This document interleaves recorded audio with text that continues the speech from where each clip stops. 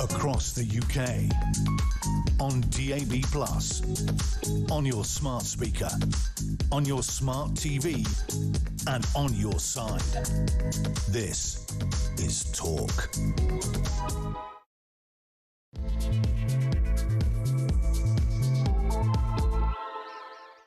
Very, very good morning to you. This is Talk, the Home of Common Sense. Happy August to you folks. Haven't been on air since August began. How on earth is it already August? And I don't know. I'm very, very, very confused because the gangs have not been smashed yet, which is why the government's big announcement today is another £100 million. I think they're calling it an investment, God bless their souls, in tackling the smuggling gangs. We will be talking about that quite a lot because I have a funny feeling I'm going out on a limb here. I don't think it's going to work.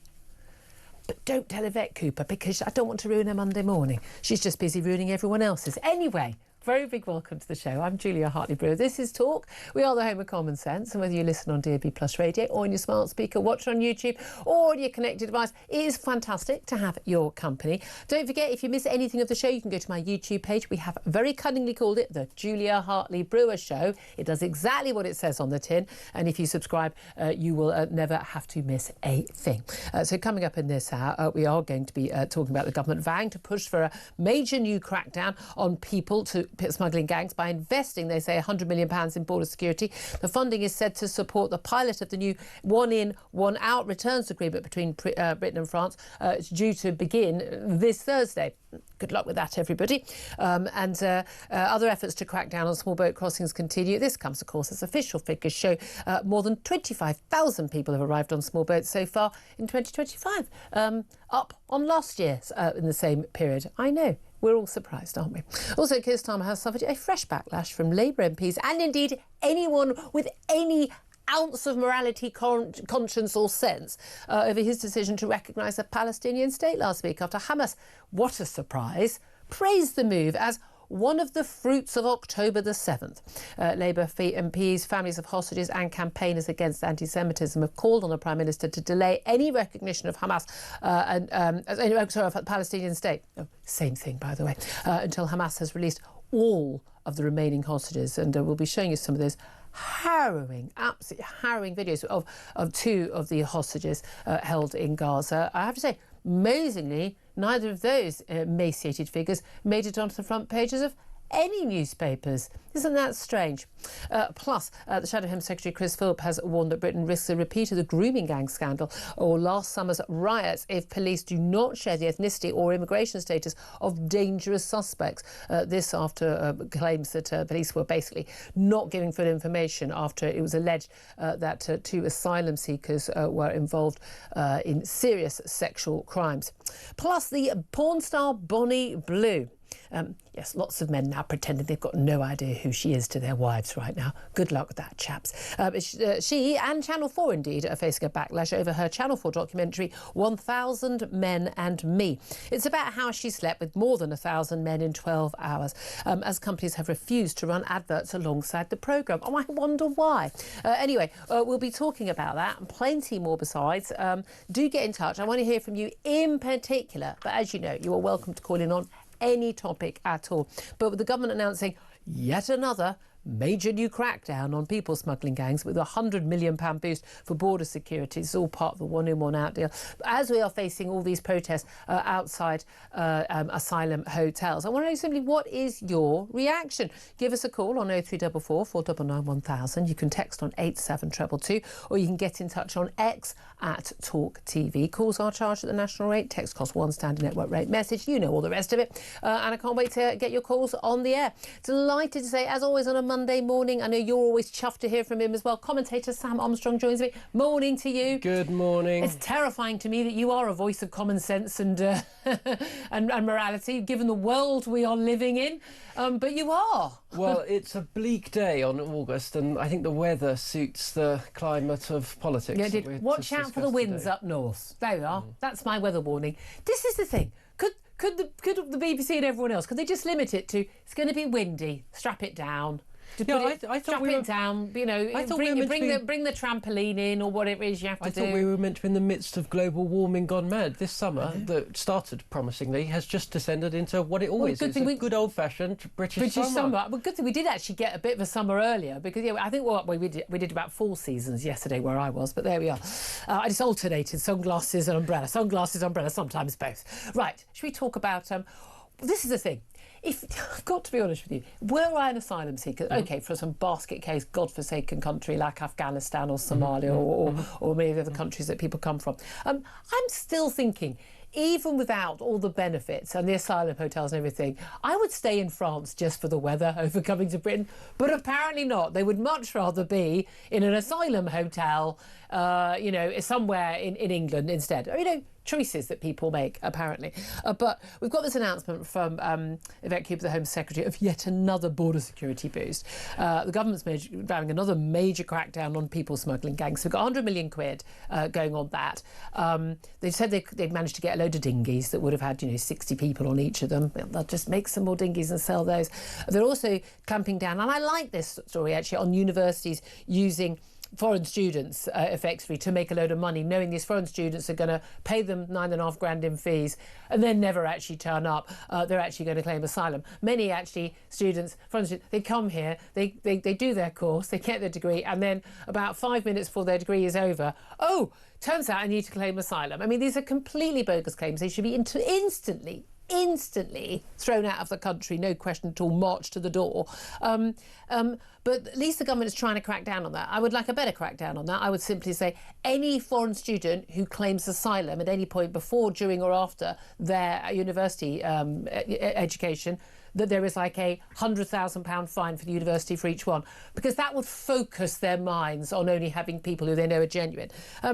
But is this, I mean, silly. Is the £100 million border security boost going to do anything, Sam? Julia, there are times where I'm amazed our listeners keep tuning in to us, because for the last... Don't say that! Well, I will say that. I love you. Because for the last 3 years, we have had announcement after announcement after announcement, exactly the same, by a political class that must think we have been on the planet Zog for the past 3 years. You keep saying this. There has been a weekly crackdown on migration for the last 150 plus weeks, and yet with our own eyes, what do we see? Streams and streams of people flooding into the country through every single nook and cranny, and they are coming in not just in the boats, they're still coming in the lorries, they're coming in as students, they're coming in on work visas. We can see it with our eyes. We can see the rising crime, and I'm afraid that illegal migration, notwithstanding the crime of breaking into the country in the first place, does lead to an increase in crime. We can see it when we try and get a GP appointment. We can see it when we try and get our kids into the school, and even when they are in school, they turn up and they're in a class with a bunch of people, none of whom speak English, and that hard-pressed reception teacher is having to run around with a translation app on their phone.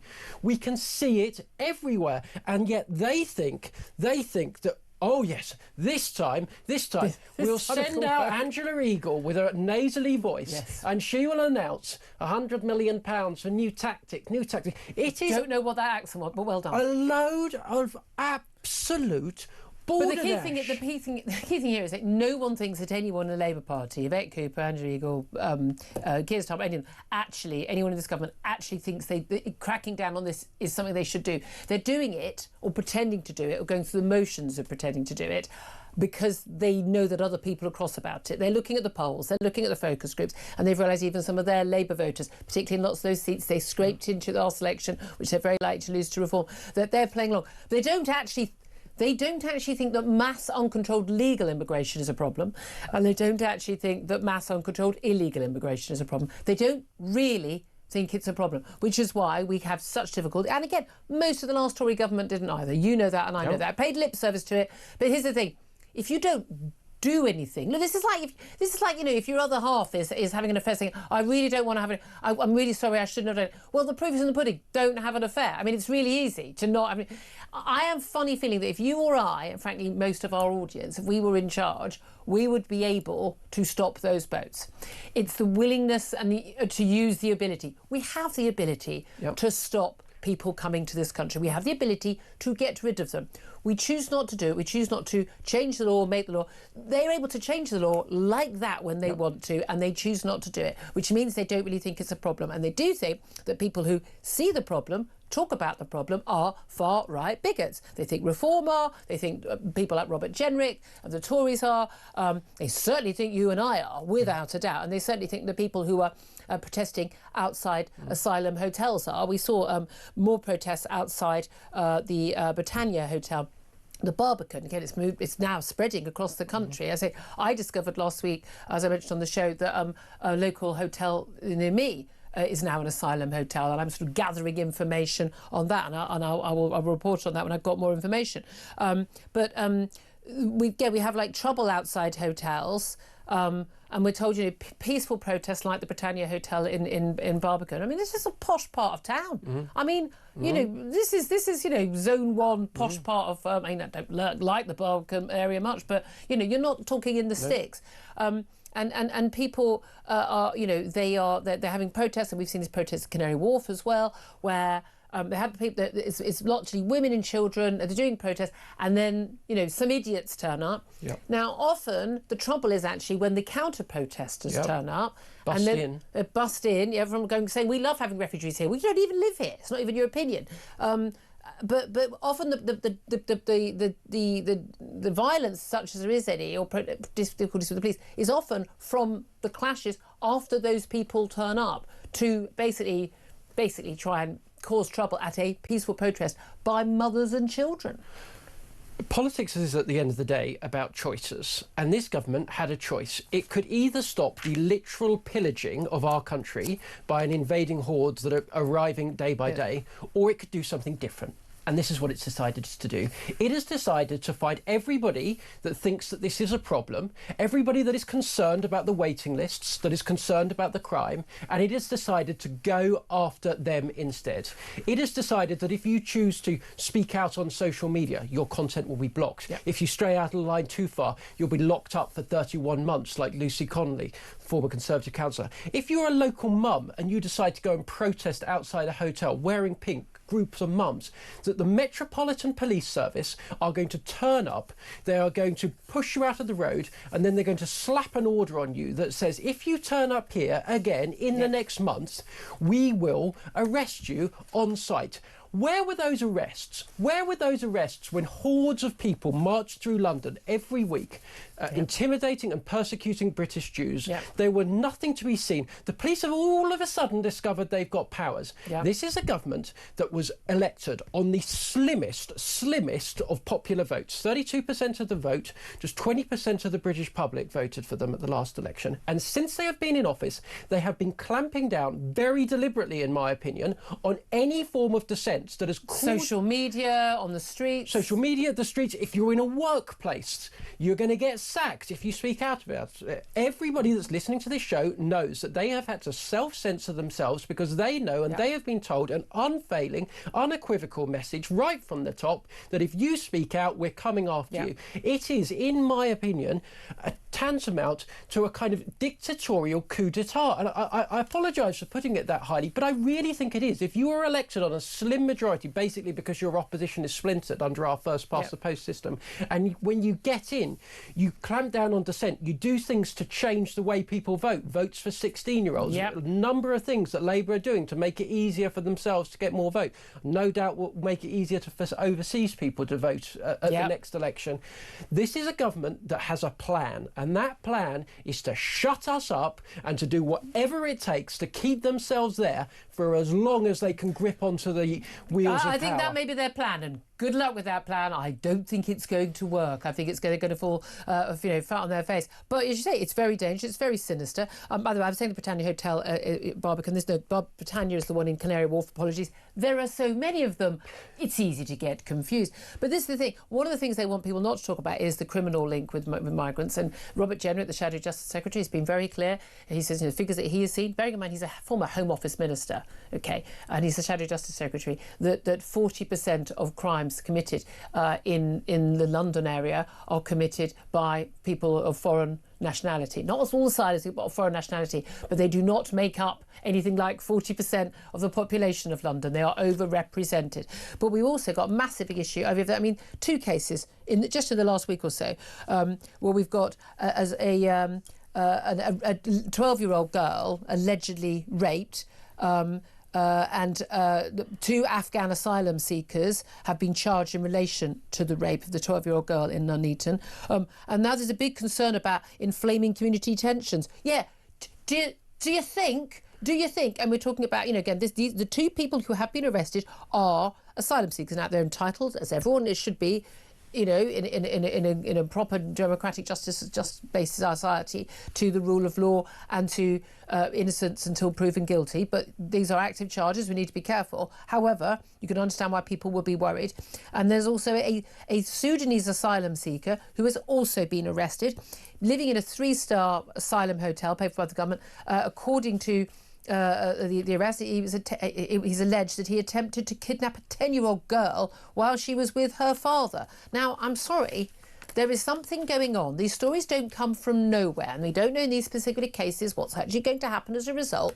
However, there is no doubt at all that people are seeing, I've certainly noticed in my area, the massive rise in crime that you see when an asylum hotel... the reason why I found out about the asylum hotel was because talking with neighbours about how people having bikes stolen, my bag stolen, people having break-ins. Lived in the same area for 19 years, and in the last year we've had two attempted break-ins.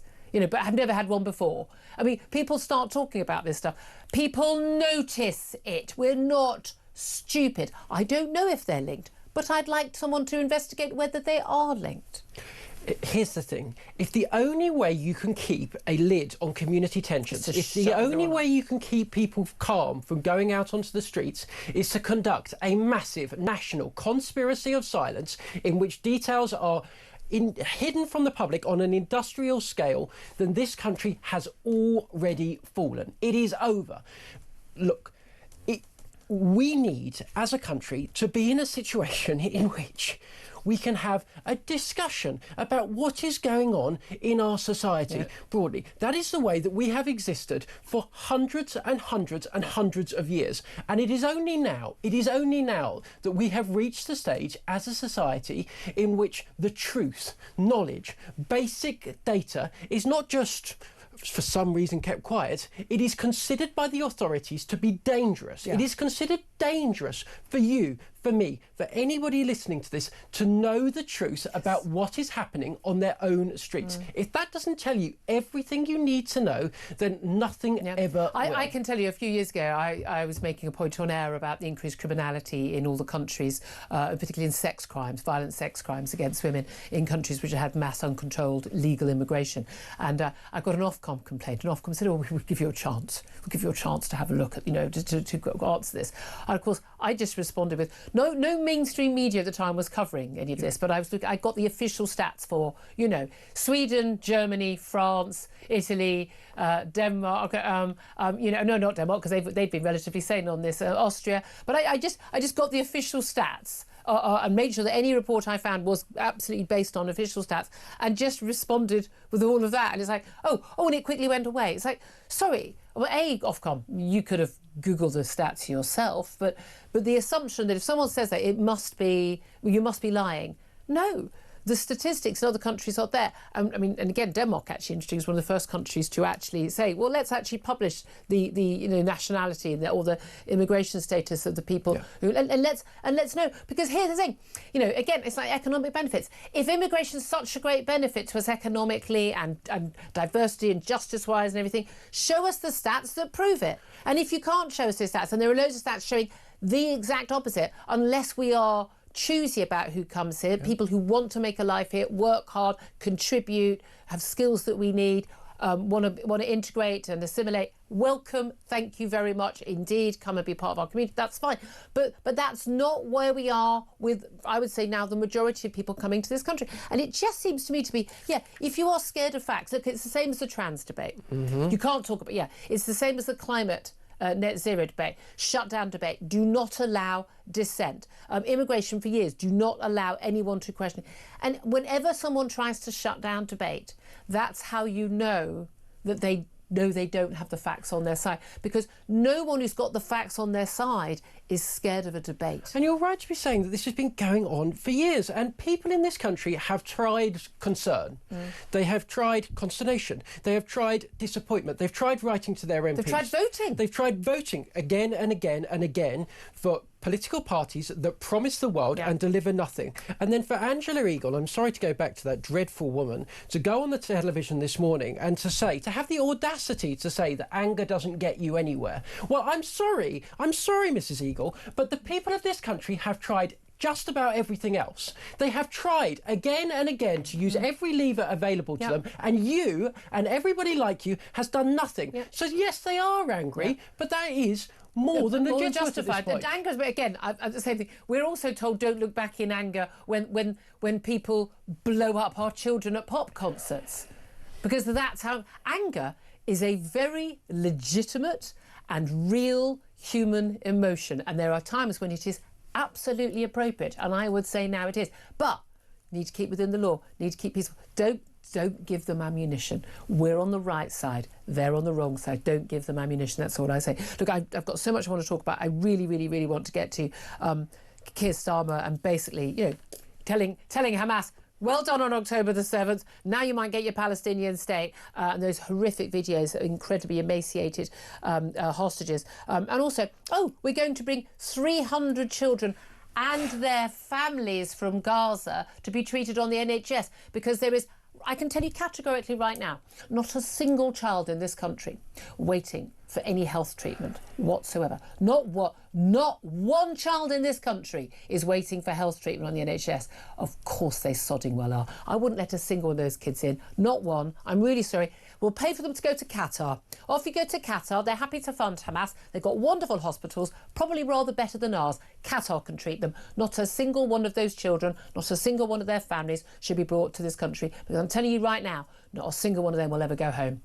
And every single member of theirs, every second cousin of theirs will end up living here. And we are insane to allow that to happen. We're going to talk about that coming up as well. Lots more coming up. We're going to take your calls. I'd love to hear from you on all the topics we're talking about. 03444 499 1000 is the number. This is Talk.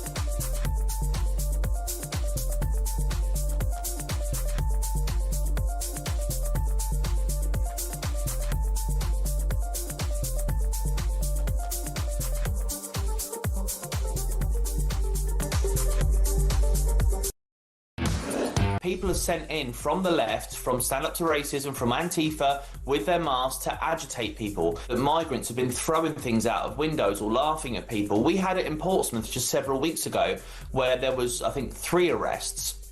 It wasn't a protest I was at. However, the migrants were out the window throwing eggs at the protesters, and that's what sparked everything off. So we've got to remember that there is agitators out there that will spark these things, but I need people to remember to stay calm at all times because it takes the story away.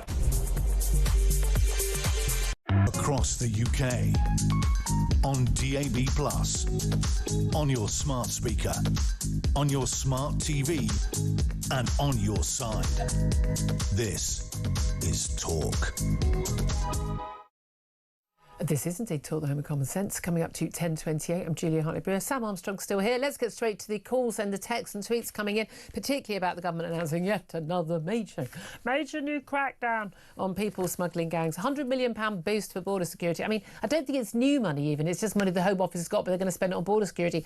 Could have thought that a year ago. Maybe the Tories could have thought that about 10 years ago. What's your reaction? 0344 499 1000. Some of your texts and tweets coming in. Kevin says, how does money help when there's a taxi service crossing the channel? Oh, they're probably paying the people smugglers at this point, Kevin. Badley says, I will believe it when I see it. Plus, have seen videos of them being smuggled in hotels, trying not to be noticed. Yeah, because send them in. Well, I mean, certainly in some villages, and we've seen this in Ireland as well as in the UK, where they literally bus in 100 migrants to a small sort of coastal village overnight so people can't protest. Ben says, my reaction is just another cover-up, and more will be covered up regarding the numbers and the crimes. Stacey says, what a complete waste of money. And Sally says, just use the Navy to turn the boats back. Simple. It worked for Australia. Carl says, smash the gangs mean we ain't doing anything.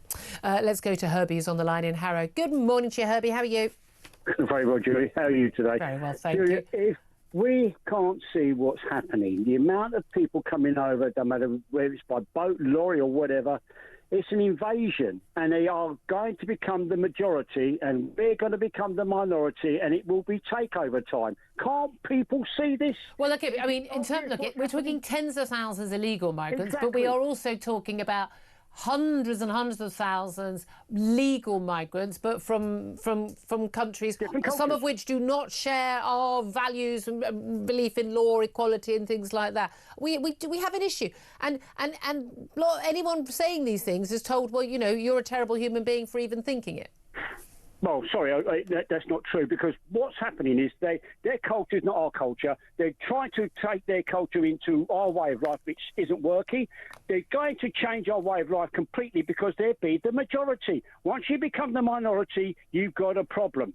And the problem is that the government is too afraid to do anything about it. Think about us for a change. Stop worrying about them. Give us the opportunity that we need. It's our country. We live there. We work there. We pay for everything. Stop ruining our lives. Well, indeed. I mean, again, this is more of a legal migration issue, but I mean, I think the criminal threat is more of a legal migration. But exactly, you would never say, like, oh, you know, the French should become a minority in France, or the Germans should become a minority in Germany, or, you know, or the Saudis should become a minority in Saudi Arabia. You know what I mean? You wouldn't. Oh, Pakistanis should be a minority in Pakistan. Well, they wouldn't allow that to happen. So why do we allow it to happen? Because we've got a spineless, a wasteful government that really doesn't care about the British people. They're worried about everything else, but not in our interest. For God's sake, look, Julia, there's trouble rising up every day. Yep. I said before, we are going to head for a disaster, which I'm afraid is going to happen. Civil war is just around the corner. I think people have had enough. I'm sorry to have to say that, but I think it's facts. It's actually... The people have had enough. I agree with you that things could turn very, very nasty. I don't want them to turn nasty. I want the people in authority to wake up sooner than that. But I can also understand how it could happen, and that's the terrifying thing. And we will have sleptwalked into it, other than, you know, stations like ours trying to go, hey, there's an issue, we need to deal with it. Herbie, thank you for that. Robert's on the line. He's in Hertfordshire. Hello, Robert. Hi, Julie. Yeah, I was there. I was at the Barbican Thistle on Saturday. My cousin Tony, she organised it. Yeah. But I just want to tell you what happened and the build-up to it. Yeah. Now, these people, you know, you described it as it's not a posh area. This is South Islington, which is Clerkenwell. It's really and truly, the hotel's nowhere near the Barbican. Yeah. It's between Old Street and City Road. Yeah. Now, there's two types of protesters against the migrants. There's those who don't live anywhere near a hotel, up and down the country. They think that it's a liberty that the government's doing. Then there's those like the ones in the Thistle who are affected. Now, this is based on 41 migrants being charged with 91 charges. They've turned it into a no-go area. There's a little square there called King Square where Wheel was on Saturday. The night before, I've got to tell you this, that Jeremy Corbyn went online and he urged all his left-wing supporters to attend it. He named it. He said where it was. When they turned up, now my cousin, she walked the course with one of the Gold Acts, that's one of the top policemen, the day before. And it was very, very well organised. I mean, it really was, and the police were brilliant. And they organised it with the police knowing, and it was a peaceful protest. And then all of a sudden, there was coaches of Antifa protesters, and it was quite scary. And at one point, they was just goading, the migrants are looking out the window and just goading the residents. Yeah. In the end, the policemen, they sent someone up there to get them away from the windows. But they all had masks on, but they didn't have the full, they all had like surgical masks on. Yeah. There was every Tom, Dick and Harry left wing represented there, flags flying all over the place. Yeah. But I thought this was Jeremy Corbyn. He incited this even worse. He didn't turn up himself. Diane Abbott was there. He didn't turn up. Now, these are people who's been mugged. They've had their children accosted locally. Yep. There's a lovely park there in King Square. They can't go in because all the young girls and the mums are being accosted. Now, this has been going on for a hell of a long time. But to be honest with you, the police were brilliant, and they was just protecting the residents. I'm really glad to hear that. It's encouraging to hear that. I'm wondering if those police officers on the ground agree with the residents. No, I'll tell you, afterwards they came up and they were shaking hands with all the residents. And you know what? When everybody went home, the residents stayed and they cleared up all the mess in our square. The bit where the Antifa mob was, it was disgraceful. There was about 3 or 4 buses bussed in. Yeah, that tells you everything. That tells you everything. Robert, thank you so much. Really good to hear from someone who was actually there. You say, family member actually helped to organise that. Thank you. Very different perspective from what we're often seeing in the media. Thank you for that call, Robert. 10:35 is the time. We're going to take a quick break. We're going to hear actually from a Reform London Assembly member, Alex Wilson, about this border security boost and these protests at asylum hotels, particularly in London and around the country now. This is Talk. We are the home of common sense.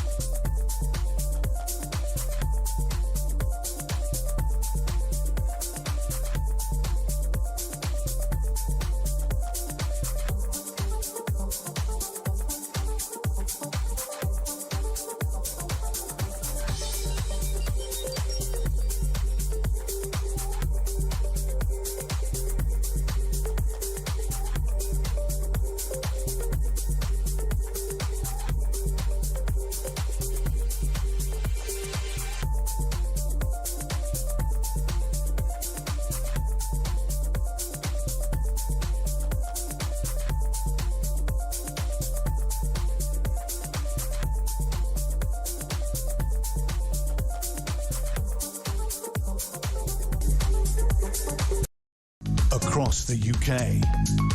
On DAB+, on your smart speaker, on your smart TV, and on your side. This is Talk. Morning, welcome back. 10:37 is the time. I'm Julia Hartley-Brewer. Let's go straight to our next guest, Alex Wilson. He's a Reform UK London Assembly member and joins us now to talk about this latest crackdown, major crackdown on the people smuggling gangs announced by the government today. Another 100 million quid for border security. Very good morning to you, Alex.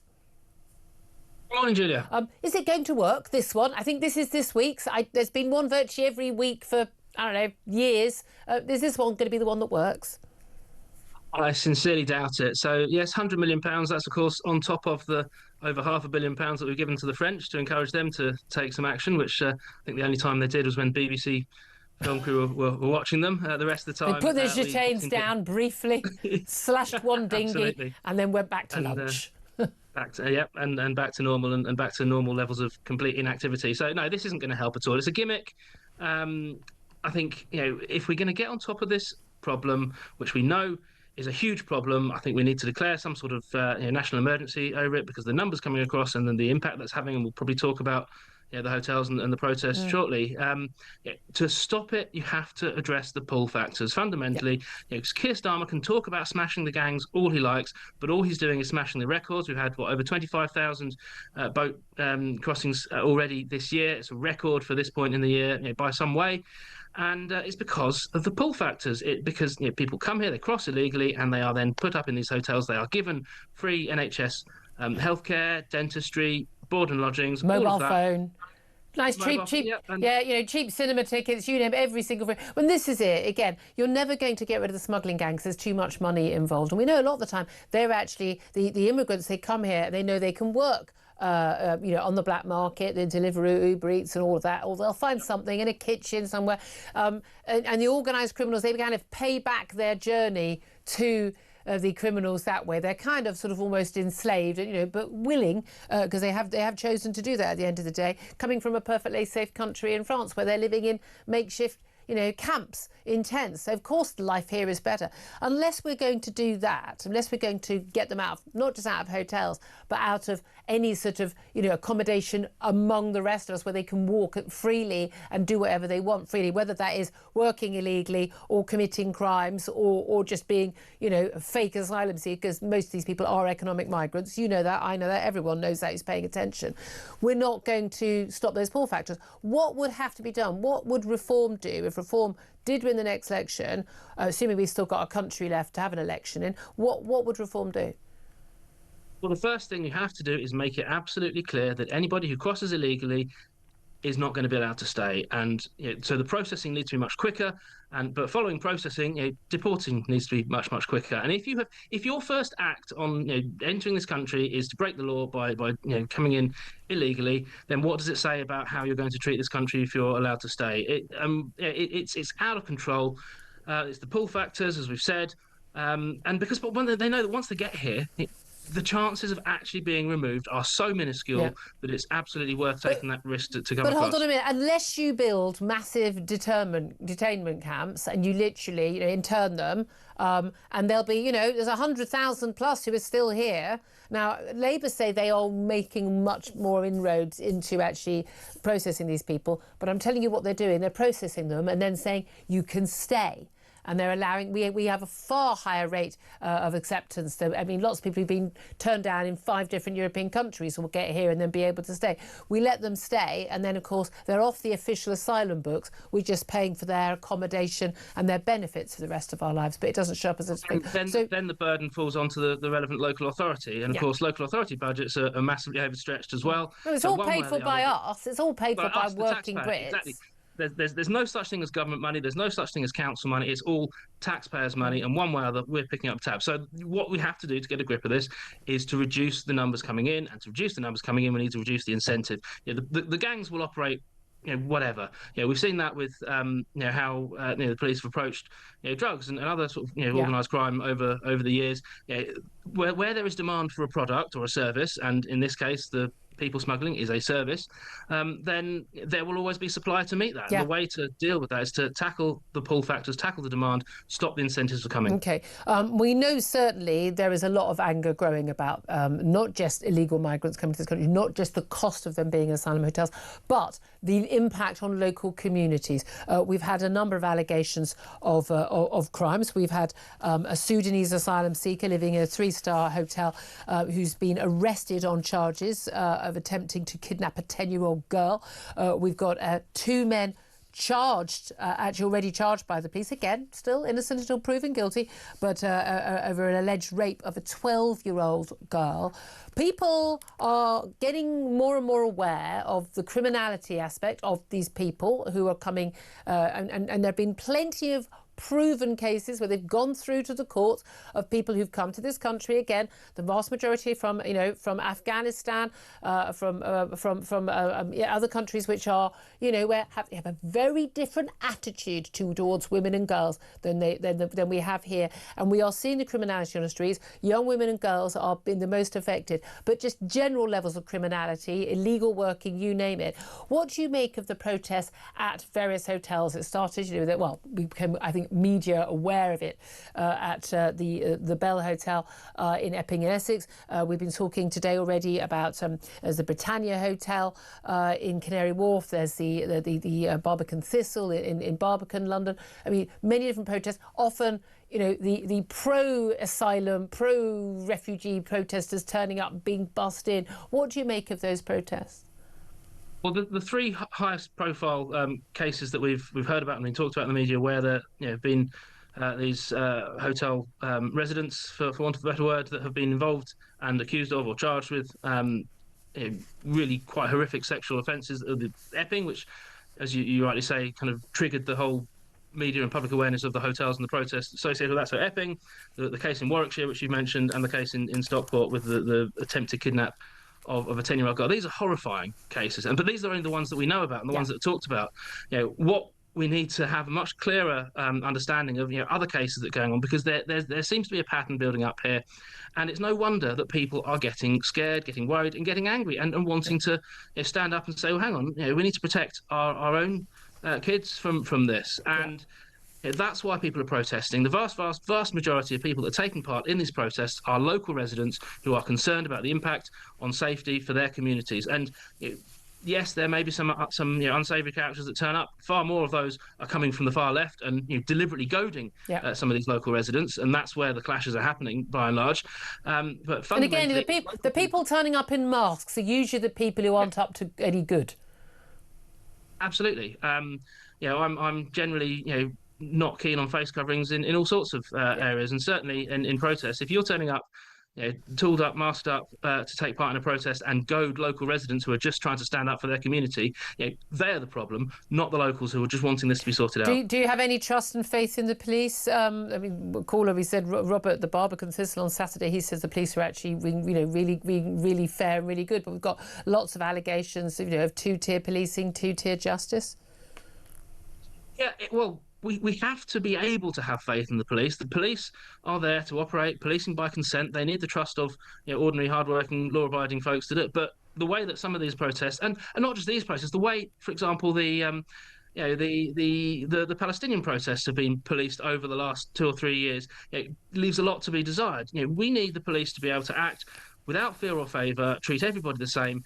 And at the moment, I don't think that's always the case. And people need to be able to stand up and criticise that as well. What we've seen, it feels like we're having a far greater degree of kind of censorship online, and people's comments about these protests and the way these are managed are being hidden, and perhaps falling foul of the delightful Online Safety Act.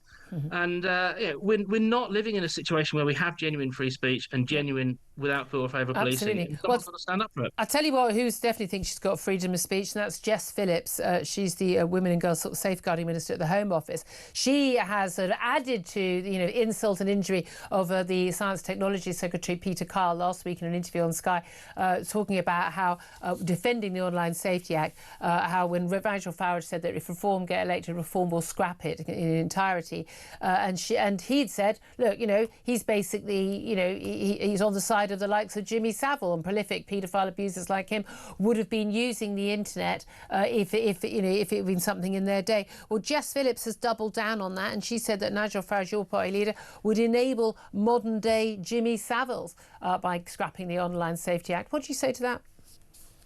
Absolutely outrageous accusation, and I don't think we are going to take any lectures from a party whose figures who did everything they possibly could to block a proper, full, open inquiry into the child rape gangs.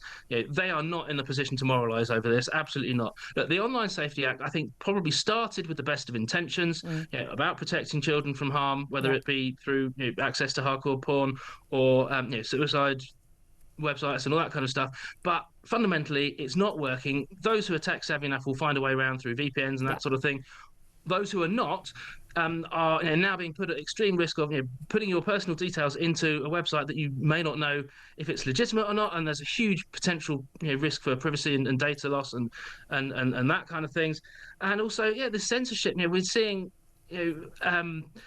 broadcasts of parliamentary speeches talking about the rape gangs are now being censored as age-appropriate or inappropriate content. It's ridiculous. So it may have started with the best of intentions, but it certainly hasn't been implemented like that. And I think we need to start again and look at other ways that we could perhaps achieve Alex Wilson. Safety and protection. Thank you for that. Appreciate that. Reform UK London Assembly member Alex Wilson there. Quick response from Sam Armstrong. Obviously, you're at the Free Speech Union. It's a big issue for you. Yeah, well, if Nigel Farage is enabling modern-day Jimmy Saviles, what is Jess Phillips enabling when she refuses week in, week out to call a full, proper inquiry into grooming gangs? Yeah. Who is she enabling? Yeah, exactly. And happening right now. 10:49 is the time. We're going to go to a break. Then we're going to be talking, actually, you mentioned, hardcore pornography. We're going to be talking about the big backlash.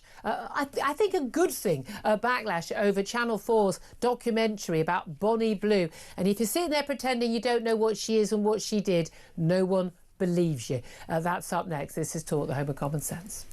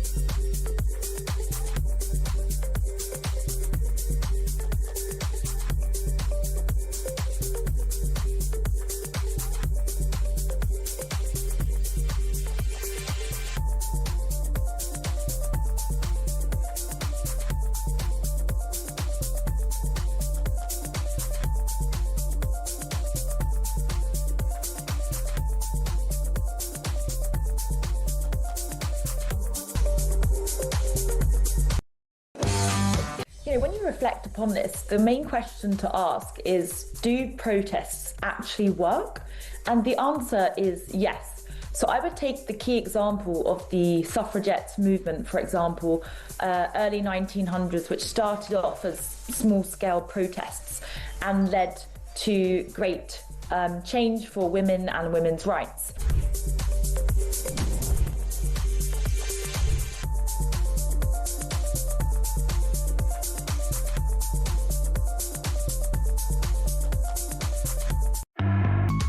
On DAB+, on your smart speaker, on your smart TV, and on your side.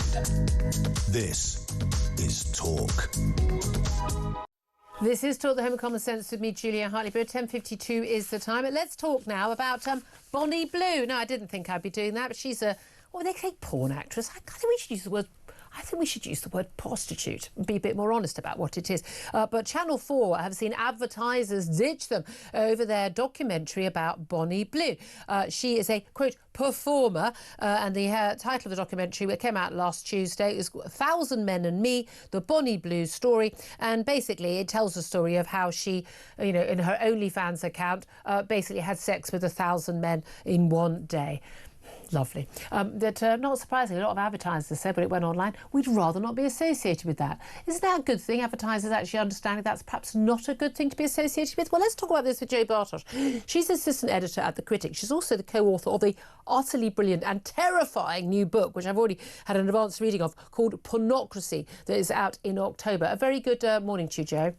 Hello, lovely to be here. I do want to mention a book of that. Well, I'm sorry, I've left us very little time. Apologies for this. But just tell us what this Bonnie Blue porn documentary was actually, what it showed and why the advertisers were unhappy. Yeah, I mean, it was quite explicit. I mean, to me, I think the most troubling thing wasn't actually the fairly explicit sex scenes, which were shown. It was just what a sort of an emotionally empty, morally moribund porn zombie that woman is, and indeed all of the men who use her as well. Well, she says she's not being used. She gets millions. Wasn't she on OnlyFans making £1 million a month? Yeah, I know, which sort of begs the question, why does she need the support of Channel 4 to do a largely uncritical documentary? I mean, you know, they didn't sort of look into the harms that she was doing in any significant way. They didn't interview any of the men who were using her. And I do say using, I mean, essentially, you know, they put their penises inside her for 45 seconds and called it sex. I mean, you know, it's absolutely grotesque. I mean, lucky her. I have to say, I mean, you are just reducing yourself to just, I'm sorry, you're just a number of holes at that point, aren't you? You're not a human being in any meaningful way when you're doing that. She says she's one of those young women, and we see this lots of young women who say, oh, well, I'm putting myself through university with OnlyFans. You know, I'm just, you know, masturbating or talking dirty, or I'm stripping, or what, I'm getting loads of men are paying me money. I'm empowered. It's my body. You're just Mary Whitehouse in with a different haircut. What's your problem, prude? That's what a lot of those young women think, and that's what Bonnie Blue would think. Yeah, of course. You know, at their age, I may well have thought the same. I think. And then we grew up. Exactly. And then you sort of realise, oh God, no, actually, it's not just sex. It's actually sort of pretty fundamentally changing what it is to be human if you do that to yourself. Why do you say that? Well, I think what we are seeing now is a generation of young men in particular who are bonding with what they see on screen, and young women who think they are no more than, well, as Bonnie Blue herself says, a whole. And I think that's fundamentally destabilising. I think it sort of creates a real disjuncture between the sexes. I think it's what people are essentially now beginning to form even their identities on. I think a lot of the trans movement actually is informed by pornography as well. And I think, you know, when it comes to the government sort of panicking around Andrew Tate or around, you know, lessons on consent or any of these things, they are meaningless if you don't tackle pornography, because you have there not just a teacher of sexual scripts, but you have something that is reinforced by orgasm. So, you know, that's more powerful than your sort of slightly embarrassing middle-aged teacher going in and saying, you know, it's you know, maybe you want to think twice before you do anal sex. Yeah, this is just like the teacher saying, you know, just say no about drugs. Well, that didn't turn out to work out very well. Yeah. But this is the thing, isn't it? It's turning sort of sex into a sort of an extreme sport. But and the young women, a lot of the young women think they're being empowered by it. They think, and again, I don't mean to be patronising, but yes, I'm 57 and I do know better than these. I'm sorry, you know, you live and learn over the years. And this is not them enjoying some casual sex, having fun and experiencing. This is them selling their bodies. And I don't think they often realise they're often selling their souls, because the evidence is really, really clear that the vast majority of women working in that world have either been sexually abused as a child or as a teen. They've had some bad experiences. They've been victims of sexual assault, and the rate of drug abuse, alcohol abuse, and suicide is off the scale. So, you know, and then they say it's the same as waitressing. You know, if you use your body to go and carry a plate for someone, it's no different. Yeah, but I don't think you see the same numbers in people like me who work delivering pizzas.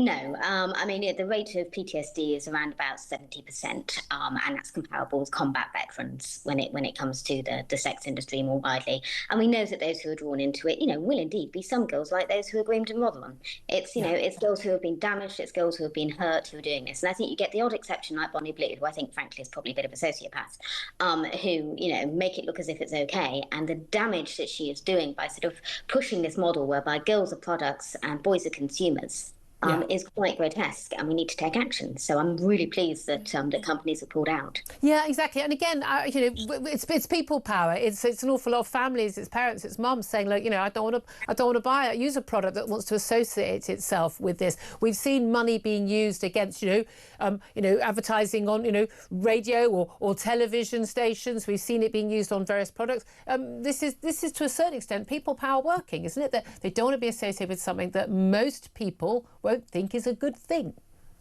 Yeah, I think it is. I mean, having said that, when you look at the sort of numbers of men who use pornography, it is quite staggering. I think, and women as well.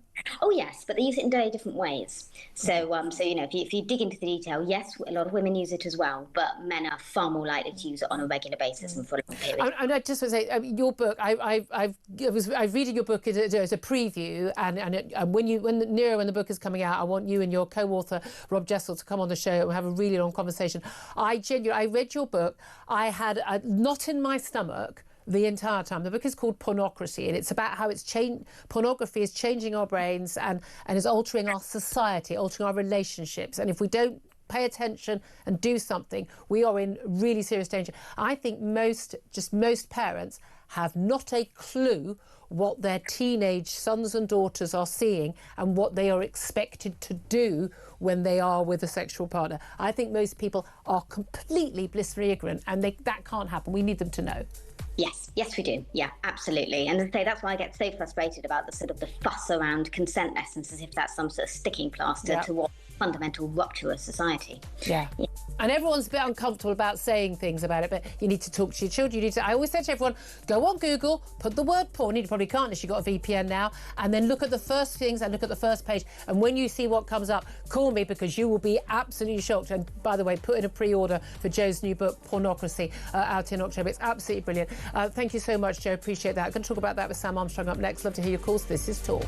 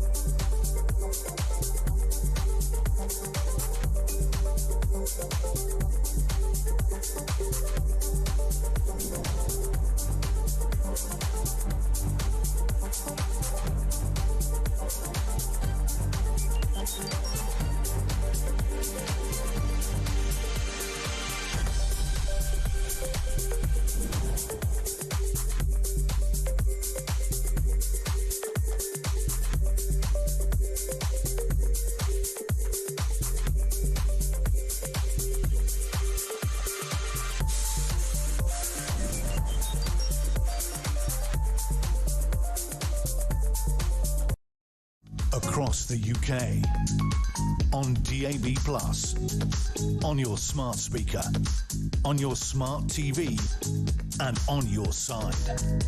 This is Talk.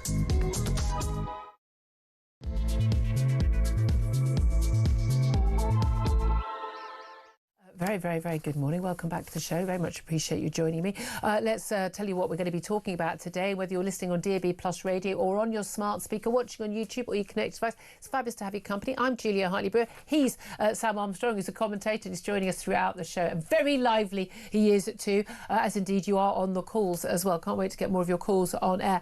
Don't forget, if you miss anything from the show, you can go to my YouTube page. What have we called it? How will you ever find it? The Julia Hartley-Brewer Show. Easy to find, easy to hit subscribe, and then you will never have to miss a thing.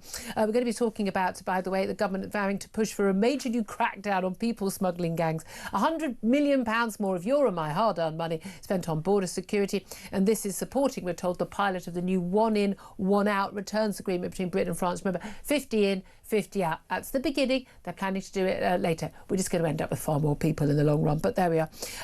It comes as official figures show that more than 25,000 people have arrived on small boats so far in 2025. That is, of course, yet another record. Well done, everybody.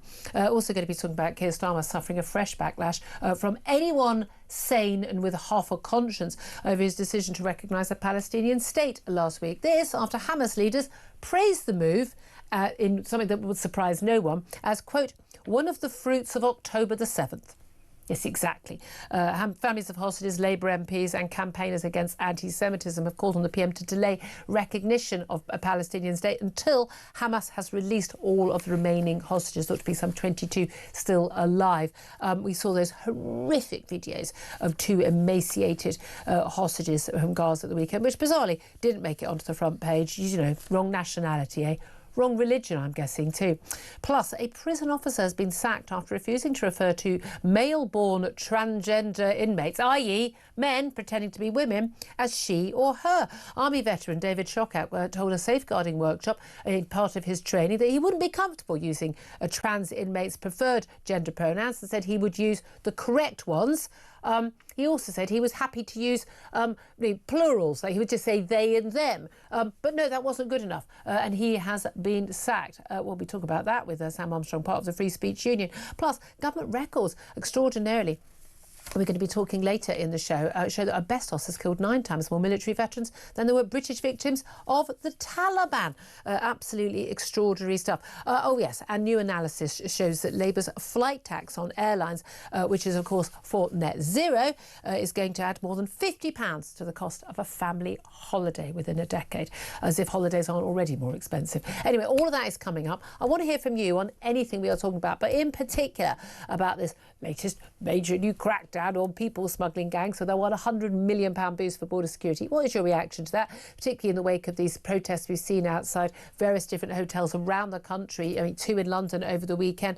I said I've got an asylum hotel. It turns out it's just, it's been opened in my local area. They are everywhere. People have said we've had enough, not just over crime increasing, not just over the massive costs, but also over some of the most serious crimes. We've had an arrest and charges brought involving some serious sexual assaults on young girls in the last few days. And frankly, people can no longer keep their eyes closed to this. So I'd love to hear your thoughts. Give us a call. 0344 499 1000 is the number to call. You can text on 87222. You can get in touch with us on X at Talk TV. Calls are charged at the national rate. Text costs £1. Standard network rate message.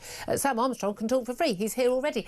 Very good morning once again to you. Good morning. Thank you for joining us. I do want to get more to, we didn't really get a chance to talk about Israel. And I also want to get your thoughts on what Joe Bartosz had to say as well, also in terms of, pornography and freedom of speech. But let's also just start, though, with this £100 million extra for border security. Again, it's Home Office budget. It's already there anyway.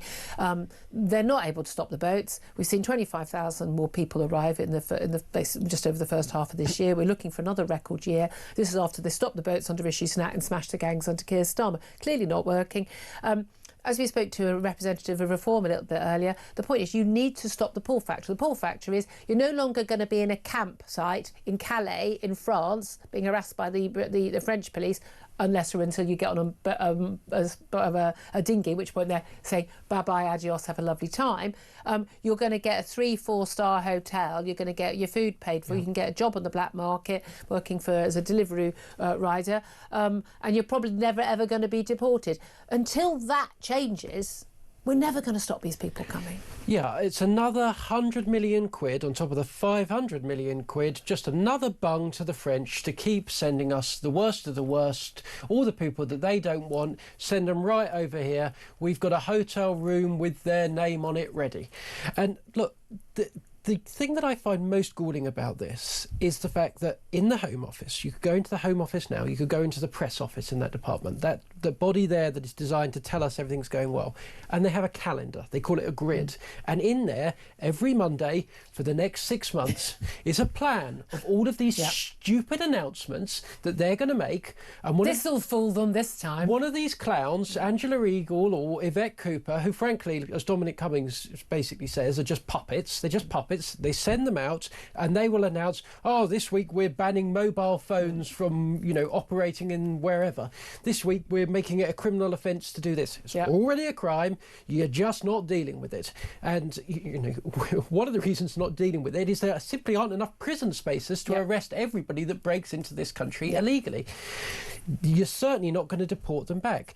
And the public at home are just seeing this. And there does come a point. And after it's years, and when you're looking at a year in which you're looking at 50,000, maybe next year 60,000. It's a huge number of people, and almost entirely young men of fighting age, and almost entirely from countries where they do not share our values. Everyone's got to stop pretending that the people coming from Afghanistan, there are people coming from Pakistan, but Pakistan hasn't got a war on. You're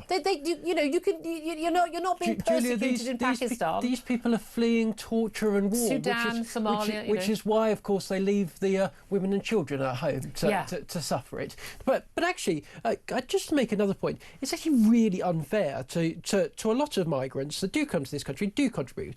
I'll tell you this. There isn't a problem with the crime numbers of American immigrants. There isn't a problem with Canadians, Australians, Kiwis, the French, the Germans, the Italians, all of whom can come over to this country, can make a positive contribution, can never stick their hand out when they turn up, in fact, are required to earn lots and lots of money and make this country a brighter and more vibrant place.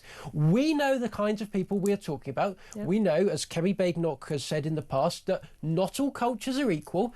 Some of the cultures... You're racist. Oh, no, they're all exactly the same and all of equal value, including the ones where they throw gay people off towers. Look, no, they're all the same.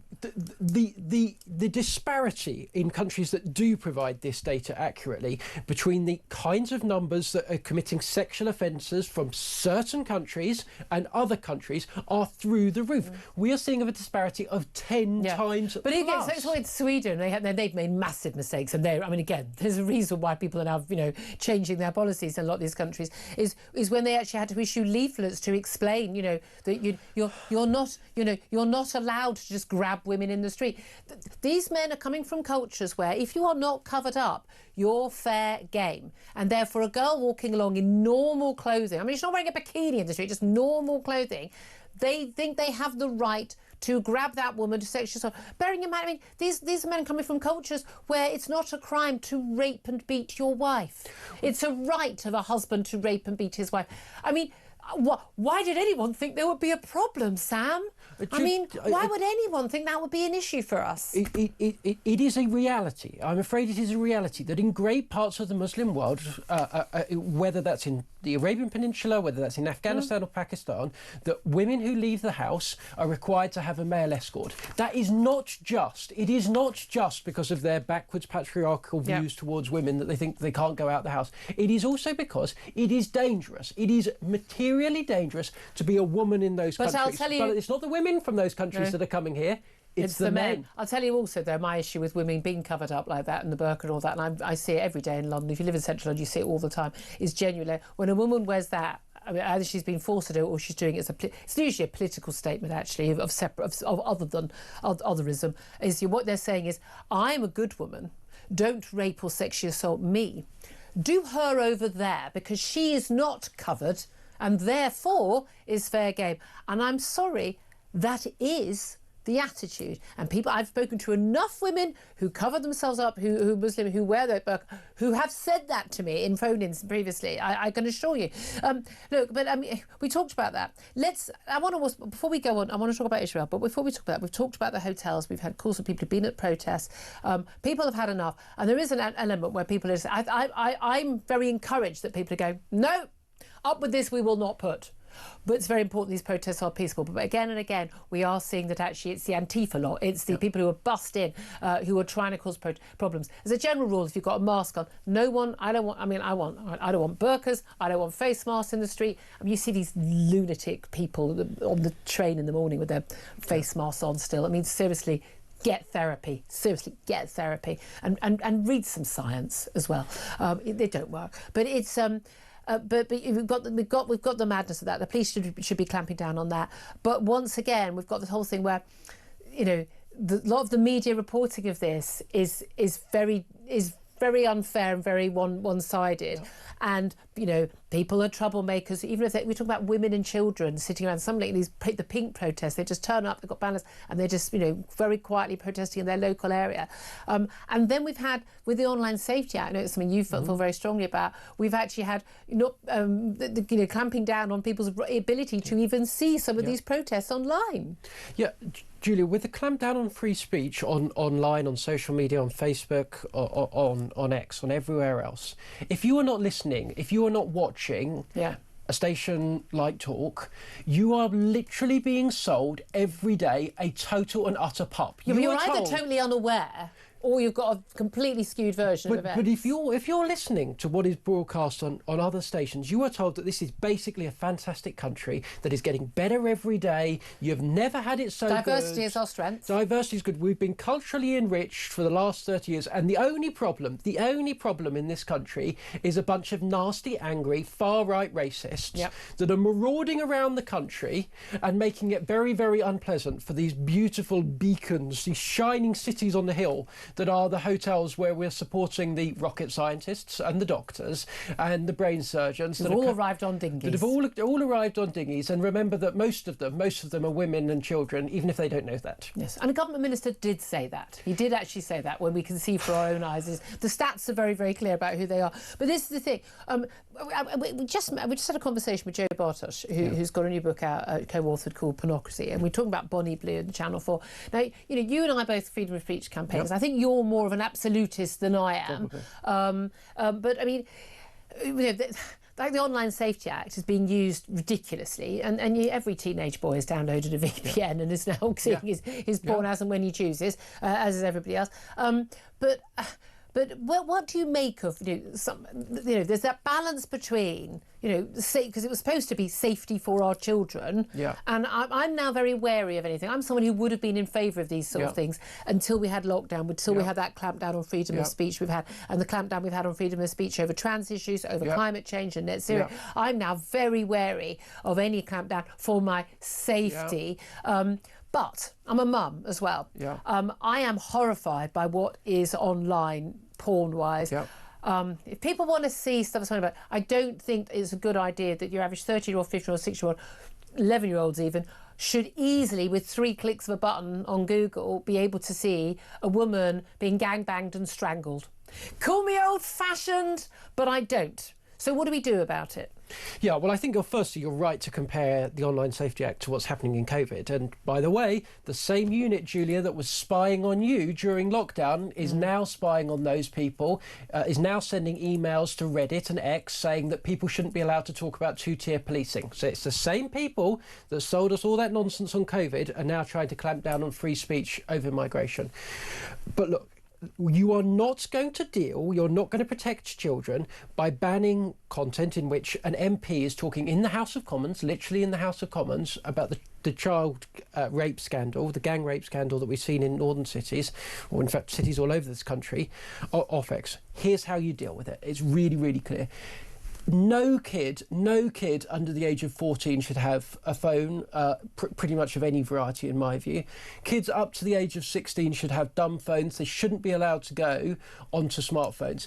parents need to get laptops out of kids' bedrooms, put them in the sitting room, put them in the dining room, put them wherever you've got where you can watch them. Because I can promise you, kids are very, very enterprising. They're adventurous. They will get around it. The search rates of VPNs prove that you don't know it. And here's how you deal with disgusting, degrading filth that is the pornography that is routinely accessed by children in this country. You ban it. You ban it.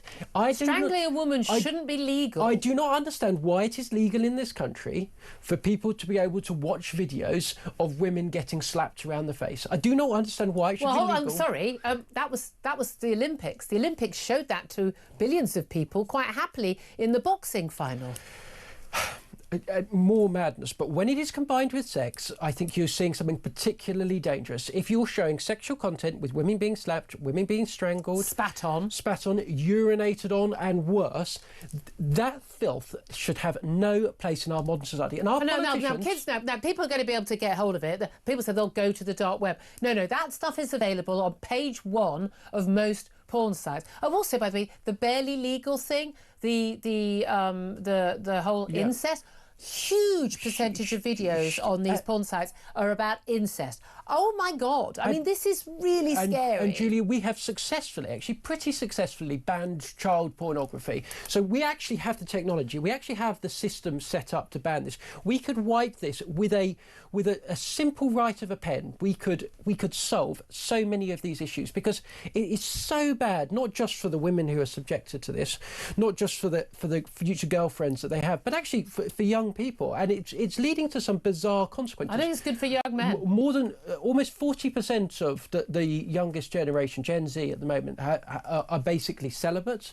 I'm not surprised. This is the least sexed generation ever. It's leading to bizarre consequences in which young men sit around watching filth online, never practising it outside. It's going to lead to huge societal problems. The birth rate is going to collapse yet further. Lots of this is in this brilliant book by Joe Bartos. Just won't do it. No, exactly. If no one wants to talk about it, it's all very, very uncomfortable. But we need to talk about it. It's absolutely cruel. Again, I've been saying, let your kids have a drink, let them go to the pub and meet other people and have a laugh. I mean, honestly, I've said, like, university, why are you all at a pro-Palestinian rally? Why aren't you just getting drunk and having sex like normal students do, or we did in my day? I mean, I really think they've lost the ability to get your kids, and that involves parents getting off their phones as well. That's really, put your phones down. Every time I'm at a restaurant, or especially when you're on holiday and you see a family, they're literally sitting at the table and everyone's on their phone.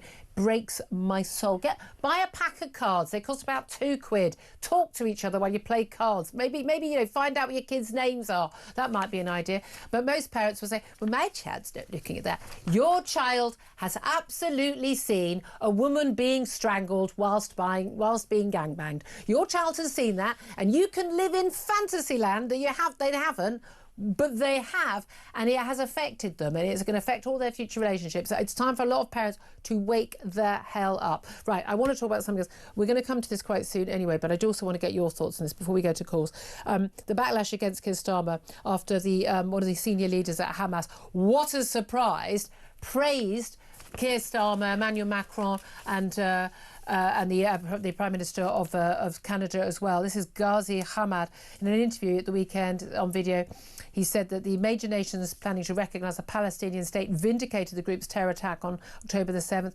He said quite clearly it was one of the fruits of October the 7th. Now, people like you said that, people like I said that, like me said that, we know, what is my grammar there, and our audience as well. It's absolutely obvious there were conditions put on Israel over Gaza aid and two-state solutions, not a single condition placed on Hamas. And then we've seen, and I think we can show them right now, videos of two hostages, one being held by Hamas and one being held by another group, but in Gaza. And I've got to be honest with you, I mean, absolutely horrible. First of all, there was this footage of Avitar David. He's an Israeli hostage being held by Hamas, digging his own grave, being forced to dig his own grave in the tunnels where he's been held for 2 years. And also then the family of the hostage, Rom Braslavsky, who's being held by Palestinian Islamic Jihad, showed a video of him, released a video of him looking incredibly emaciated, saying he was unable to even get off his bed. He was so emaciated. Neither of these pictures, neither of these images made it to the front page of the newspapers. The newspapers that happily used a picture of a child they claimed was still in Gaza and was starving, a Palestinian child who actually, interestingly, was actually in Italy, in a hospital in Italy, and has a congenital issue, nothing to do with malnutrition as a result of a lack of aid. They seem to just strangely not want to recognise this, but there's no doubt at all. Keir Starmer, Mark Carney and Emmanuel Macron have given succour to the Hamas terrorists and basically given them a reward for what they did on October the 7th, whilst ignoring the plight of the hostages. Julia, I actually owe Keir Starmer an apology. A few months ago I described handing over the Chagos Islands to an ally of China and paying them for the privilege as the single worst act of statecraft in history. Because it wasn't. This was instead. What Keir Starmer has decided to do is to tell Hamas that you can get what you've always wanted, which is recognition as a government. You can send diplomats to the UN. You can jaunt around the world. You can come over here. If Israel fails to make a ceasefire with you by September. Yeah. And what do you have to do in order to make sure that Israel can't have a ceasefire with you?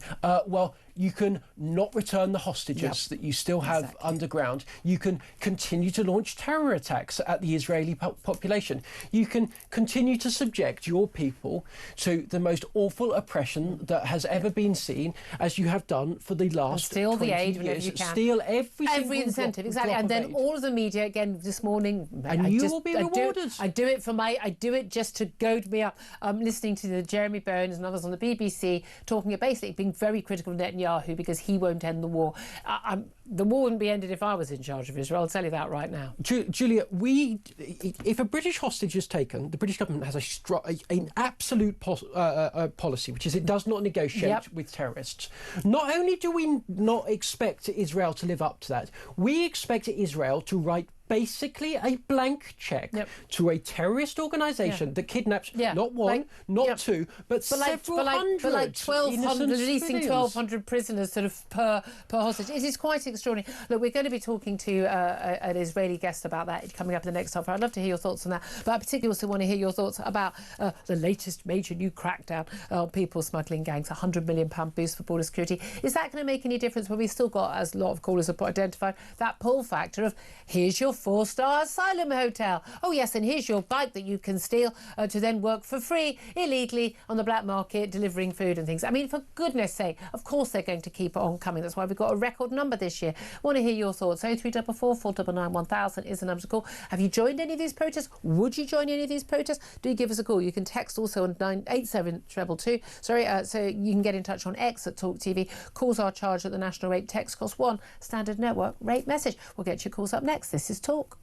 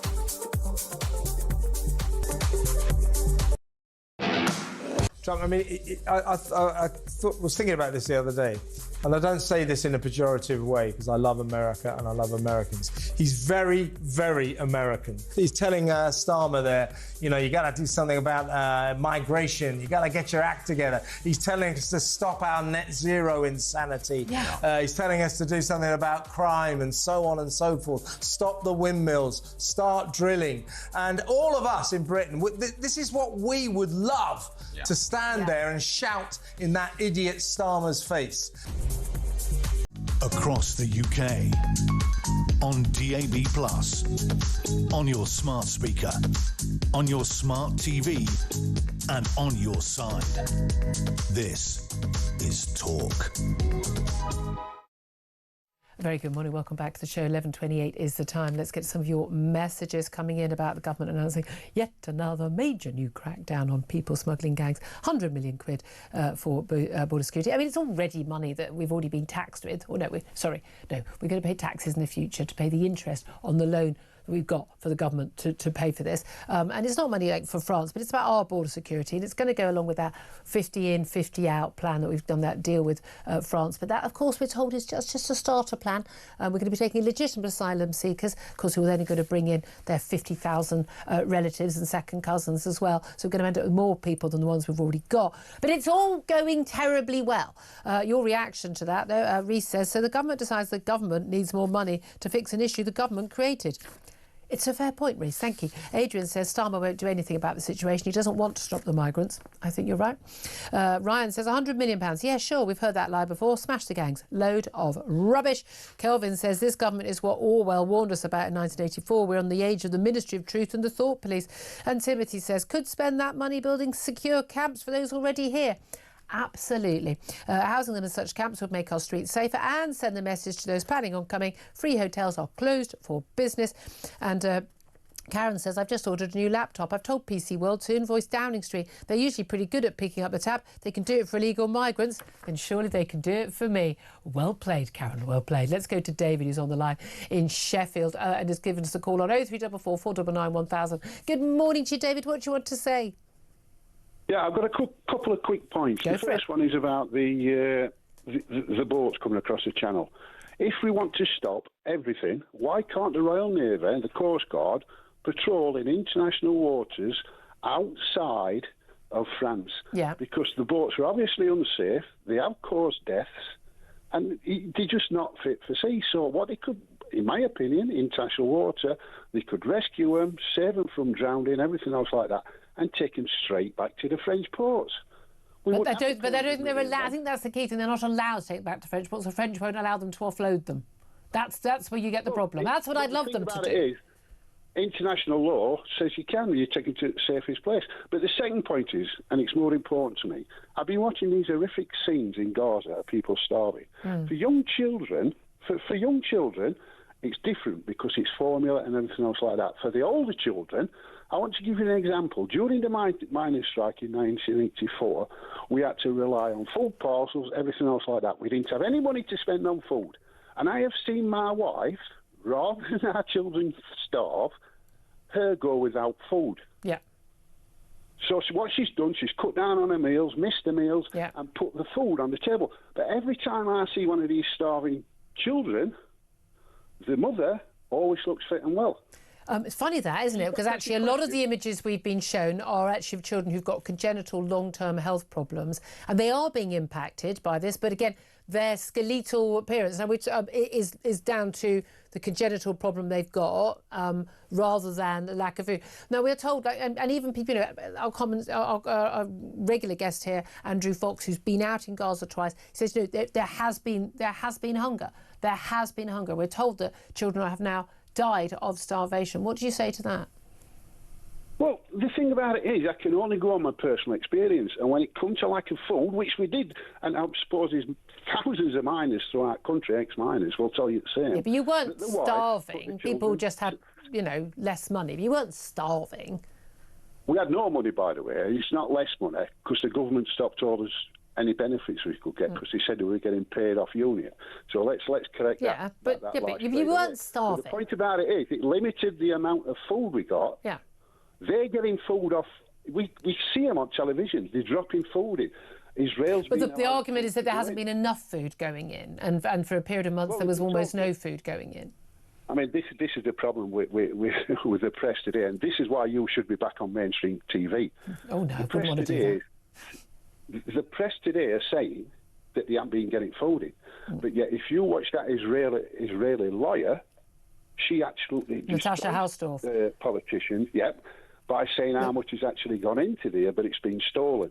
Now, there's a massive difference between stolen food and not getting enough. Yeah, food. Oh no, that's the thing. We know that Hamas has been stealing food. Natasha, of course, is British. I think that's who you meant, though. No, exactly. The key thing is we just don't see the full. We do not hear or see the full story, and that is absolutely the case. David, really appreciate your call. Thank you so much. 11:33 is the time. Let me tell you about another competition that we've got. Coldplay are back at Wembley this summer, and we've got a huge VIP prize up for grabs for one lucky listener. We're giving you the chance to win 6 tickets and a private box for you and your mates. If you want to include me, I'm very happy to join you.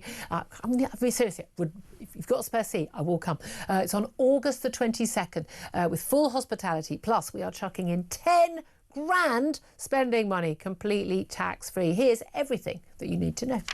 10k for Coldplay. Play 10k cash for Coldplay with 10 grand in your hand tax-free plus 6 super hot tickets to witness Coldplay's sold-out Music of the Spheres tour from a VIP box at Wembley Stadium on August 22nd. Tickets, top tunes and 10 grand cash. Don't panic. Enter to play 10k for Coldplay at talksport.com/win and get ready for the feel-good gig of the summer for you and 5 mates. 10k for Coldplay is a joint TalkSport Limited competition run on TalkSport, Talk and Virgin Radio. See talksport.com for terms and conditions. 10k cash for Coldplay. 18 plus UK excluding Northern Ireland. For a chance to win, text the word Wembley to 83338 by the 4th of August at 11 p.m. Text costs £2 plus 1 standard network rate message. You must have the bill payer's permission or send your name and number by post to Coldplay Competition, PO Box 3190, Colchester CO2 8GP, to arrive by 5 p.m. on the 7th of August. This is a TalkSport Limited promotion run on TalkSport, Talk and Virgin Radio UK stations. Full T's and C's at talksport.com/win. And breeze. Good luck with that competition. 11:35 is the time. Up next, we're going to be talking to the former Israeli government spokesman Elon Levy about those horrific hostage videos, pressure on Netanyahu to end the war, and Hamas, of course, welcoming the likes of Keir Starmer and others, basically saying, yeah, we'll recognise the Palestinian state as a reward for the October the 7th atrocity. That's all coming up. Stay tuned. This is Talk.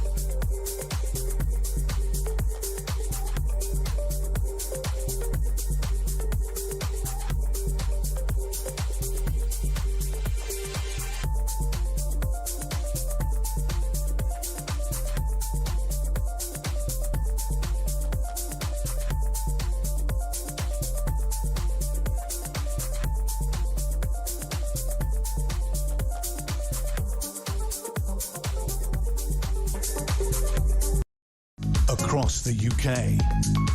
On DAB+, on your smart speaker, on your smart TV, and on your side. This is Talk. This is Talk, the Home of Common Sense. 11:37 is the time. I'm Julia Hartley-Brewer. Let's talk right now about what is going on, not just in Israel, in Gaza, but also in the mind of our Prime Minister and indeed the mind of the French President Emmanuel Macron and indeed the Canadian Prime Minister Mark Carney in basically saying to Hamas, oh, well done for October the 7th. Let us reward you now by saying we will recognise a Palestinian state. Our own Prime Minister last week not even placing a single condition. 4 conditions on the Israeli government about whether or not they would recognise the Palestinian state, not one on Hamas. And what a surprise then that we did see that a senior Hamas leader interviewed on television over the weekend. This is Ghazi Hamad, a senior member, said that the recognition of a Palestinian state by these major G7 nations was one of the fruits of October the 7th. Let's talk to Elon Levy about this. He's a former Israeli government spokesman. He's also a host of the Israel State of a Nation podcast. Thank you so much for joining us, Elon. Hello, Julia. Thank you. Just first of all, just talk about, we talked about a lot on the show last week, the madness, the insanity, the immorality of what Keir Starmer and Mark Carney and Emmanuel Macron did, but particularly, I think, Keir Starmer in saying he would recognise the state of Palestine by September, by the UN General Assembly, with not a single condition on Hamas. Were you remotely surprised that Hamas leaders have welcomed that? I have to hand it to Sir Keir Starmer. It really takes skill to cock up so badly that a proscribed terrorist group is congratulating your foreign policy and welcoming it as a historic achievement. Hamas sees recognition of Palestinian statehood as a victory. It's calling it the fruits of October 7th. And if they think they're reaping the fruits of October 7th, then they'll sow another harvest. And that means that Starmer, Macron, Carney are encouraging Hamas to commit more barbaric atrocities against Israelis, to kill more babies, to kill more families, to rape more women, to take more hostages. They're telling them terrorism works. And I'm imploring them, before it's too late, understand the damage that you are doing and how you are emboldening Hamas to continue its terrorism instead of doing what it should be doing, which is laying down its arms, releasing the hostages, and letting this horrible war Well, end. indeed. And Keir Starmer and many of his ministers, and we've seen the other world leaders say, well, obviously that too, but not a condition. And given also that perverse incentive that actually if there isn't a ceasefire, i.e. the hostages are not given back, then a Palestinian state will get recognised. I mean, it is quite insane, quite apart from the madness of the fact that, you can't recognise a state that who would rule it, who's in charge of it. It's not a democracy. We've got 2 different leaderships, 2 different organisations, neither of which held an election in the last 20 years. We've got, no precise borders. They're not even conjoined. There are so many arguments why this is not a thing right now. But it's very noticeable, not just our governments, but also our media, in particular the BBC, who's I've just given up all hope of the BBC now, that they seem to provide more. Well, they treat the 2 combatants as if they are equally morally equivalent. The Israeli government, the elected government of a democratic nation state, one of our allies, and a proscribed terrorist group in Hamas. They seem to treat them equally. When they talk about walking away from ceasefire talks, they seem to think that both sides are equally moral. It is quite obscene, isn't it? I mean, remember the fundamental difference here. On one side, you have a democratic nation state, and on the other hand, you have a terrorist organization that launched an illegal war of aggression, took hostages, fought that war from a network of military tunnels underneath people's feet, refuses to hand back the hostages, hijacks aid, and refuses to surrender. This is a war that needs to end, but it's a war that has to end with Hamas accepting the inevitable, that it needs to leave power in Gaza and it needs to free the hostages. And another note about the British media, I've been shocked by how the British media has completely ignored the 2 horrific videos of hostages that Hamas and Islamic Jihad released this weekend. I thought I'd seen the worst of Hamas's psychological terrorism when they paraded dead baby coffins.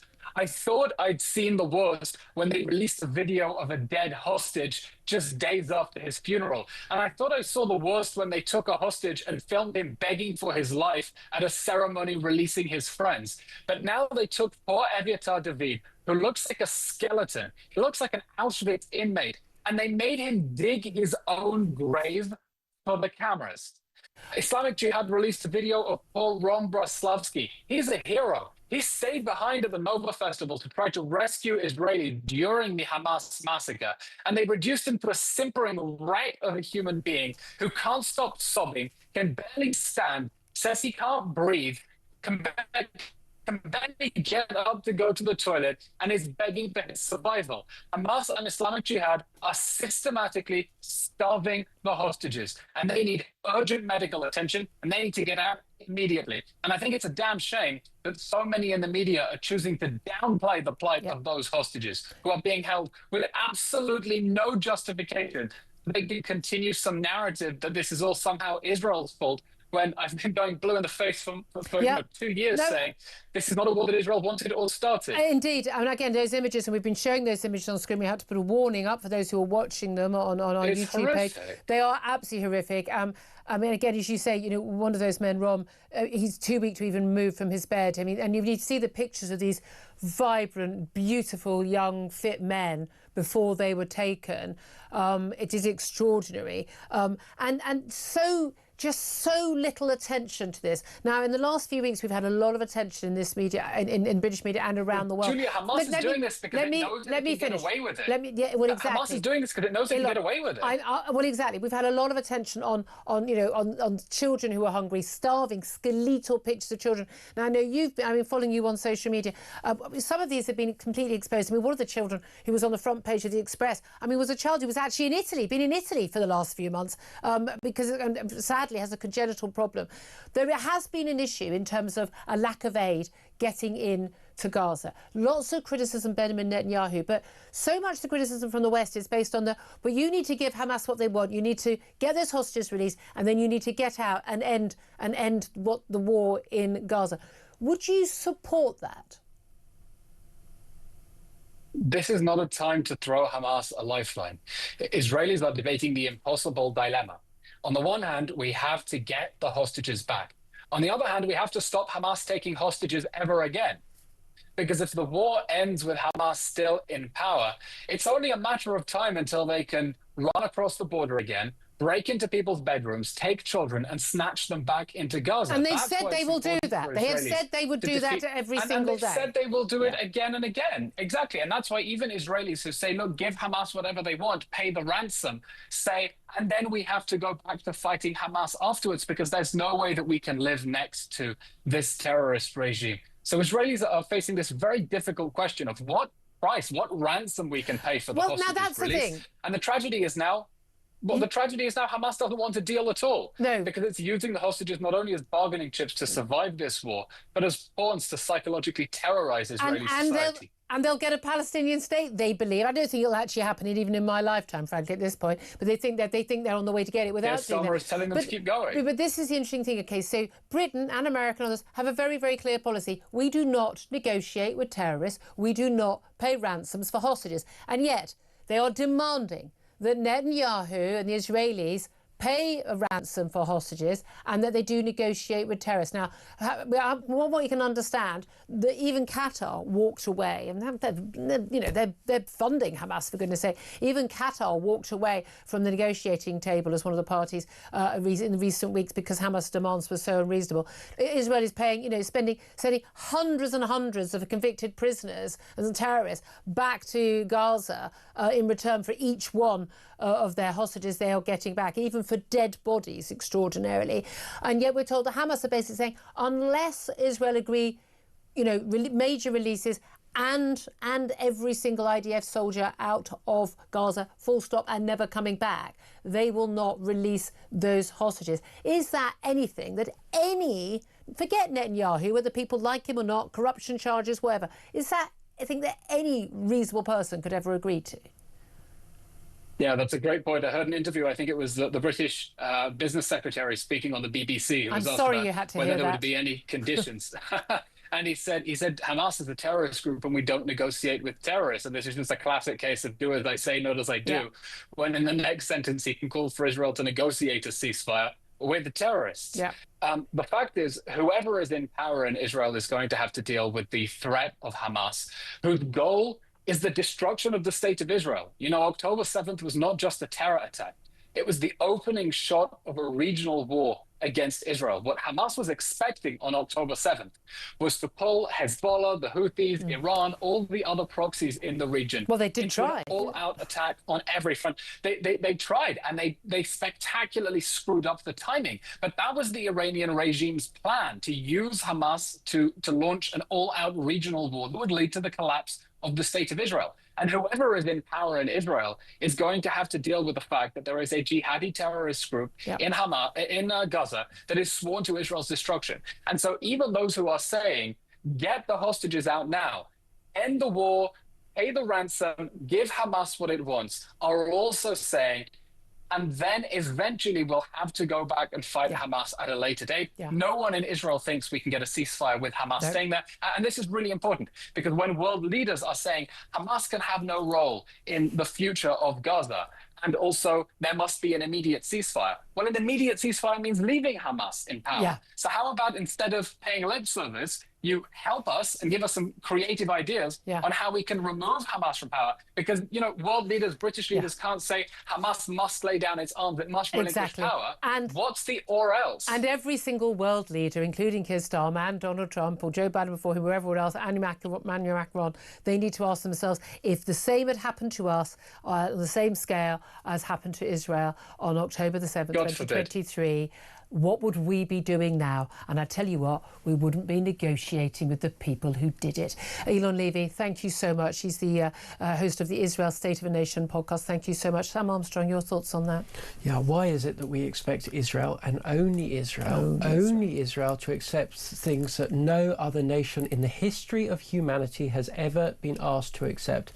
And those scenes, they were redolent of the Holocaust. I fully believe, deliberately so. I fully believe that was the intention. That was the display. And Hamas was taunting them. And why shouldn't it taunt them, Julia? Because they conducted a literal pogrom on the people of Israel just over a year ago. And what have they got in return? What have they got in return for it? Everything they ever asked for and more. We are fools. We are fools, and we have played. I don't think it's foolish. I think it's immoral. I no longer think it's just naivety on the part of our government and many of world leaders. I think it's much more sinister than that. Well, it's all right, because we're bringing 300 of them plus their families. Can we talk? Can we talk about that? Actually, just very briefly. Yeah, I mean, actually, we'll talk about it more after 12 as well. But yeah, bringing 300,000 people to 300. What was I saying? 300. Well, we've already had a few dozen come over for private health treatment, again, negotiated visas, but we're talking about 300 children with their parents and siblings, and then, of course, they'll be bringing second cousins. They're going to come here. The odds of any of those children and families leaving this country after treatment, zero. None of them will ever go back. And they will be bringing their entire families with them. What's wrong with treating these kids in Qatar? We can pay for it. And if you are sat at the moment and you're waiting for a knee-op or a hip-op or any surgery, any treatment on the NHS of any variety, you are going to go back to the back of the queue to wait for these people. These are people to whom we owe nothing. It's got nothing to do with us whatsoever. This is yet another bung from Keir, it's another bung from Keir Starmer to his constituents in Muslim parts of the country. Absolutely. I want to talk more about that after 12. 11:51 is the time. Going to take a quick break. They're going to be talking about why your plane journeys on holiday are going to cost you even more thanks to net zero. That's up next. This is Talk.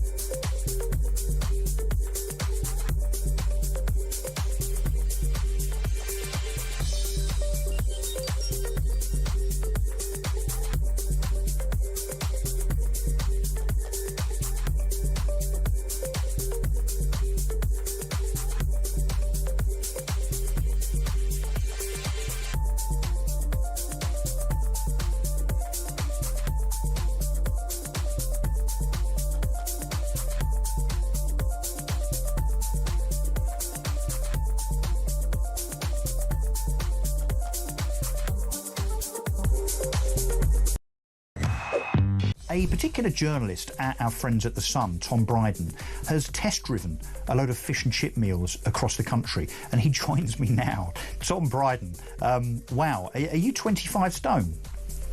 I wasn't until last week. What have you done and why did you do this? This is brilliant.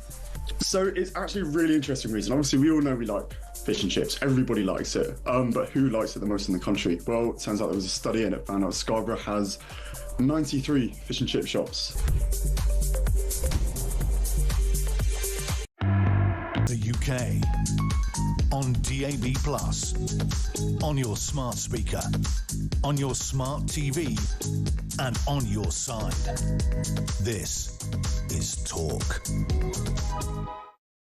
This is Talk, the Home of Common Sense. 11:54 is the time. I'm Julia Hartley-Brewer, joined now by Chris Morrison. He's environment editor at the Daily Sceptic. A very, very good morning to you.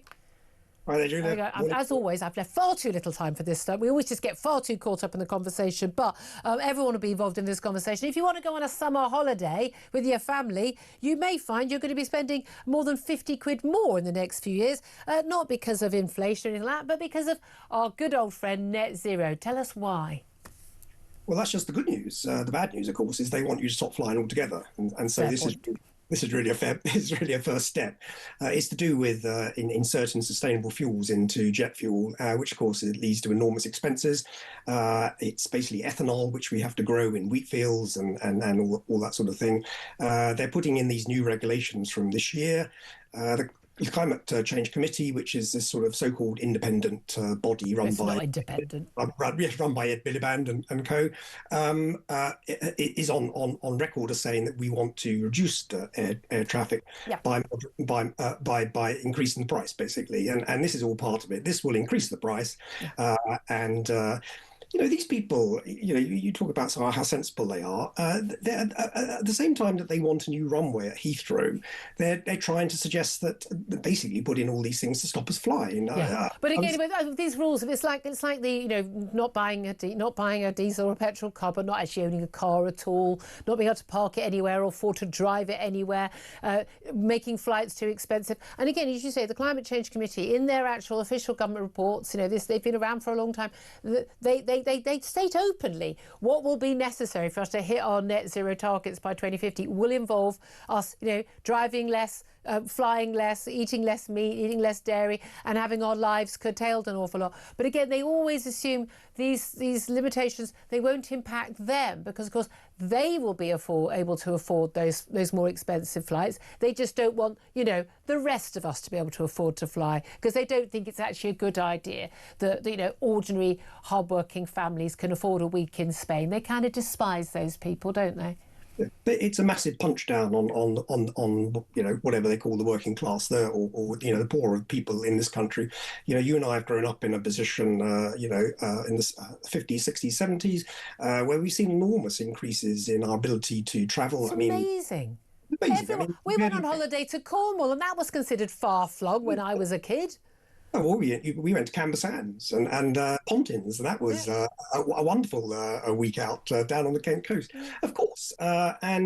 We've you know, we live in a society, as I say, not just that we've benefited by this enormous growth in travel, the educational possibilities, the great holidays, we can go and see other cultures. They want to, they're out to destroy it. Because, as you say, there are too many people, you know, polluting Ferenguroli and Benidorm and all these nice places, nice fishing villages that, you know. But that's the thing. They think they're travellers. The rest of us are just tourists. They're those people. You know those people. But this is the thing. You see, people might go, oh, it's only 50 quid. It's not that much. This is always the start. That's like the congestion charge. It's only this much, or this charge for that, or for parking here. Every time I have to park my car, I get a thing, and the cost will be £4, you know, for 3 minutes, plus a £1.50 surcharge because you're a bad person and you've got a diesel car. I mean, they all but say it. You can hear it in the tone of the electronic voice. But there are just charges after charges after charges, and it all adds up for families who are already scraping by with, you know, the energy bills. Again, that's largely down to net zero policies, whether it's subsidies or just relying on unreliable, expensive renewables. Our cost of living is going up. Just to live a nice life, to do the things that people work hard for, is going up. And it's a deliberate policy. It's not an accident. It's not an afterthought. It's part of the policy. And they're all Mickey Mouse schemes. They're all inferior schemes. I mean, we have perfectly good jet fuel oil. It's a natural energy of the earth, which we draw down from the earth, which was, of course, was CO2 in the atmosphere. And it's a natural energy that's efficient, cheap, and has enabled these enormous increases in living standards. And they want to reduce it by, they'll be growing wheat. And now the problem with growing wheat for ethanol, which is what it basically is that there's lots of other uses for the land. First of all, they're having a real go at the farmers because they don't like farmers very much. So they're putting taxes on what is essentially not a capital asset, but actually a lifestyle necessity, land. Then, of course, they're making it so that they're giving huge subsidies to solar farms so that farmers are tempted to sell the land because they can't make it from growing crops. Solar farms, and then they're bringing in regulations that say we have to rewild 10, 50, 20%. We have to let the beavers dam the They river. don't stand a chance, and now you're going to be growing our aviation fuel when we've already got some.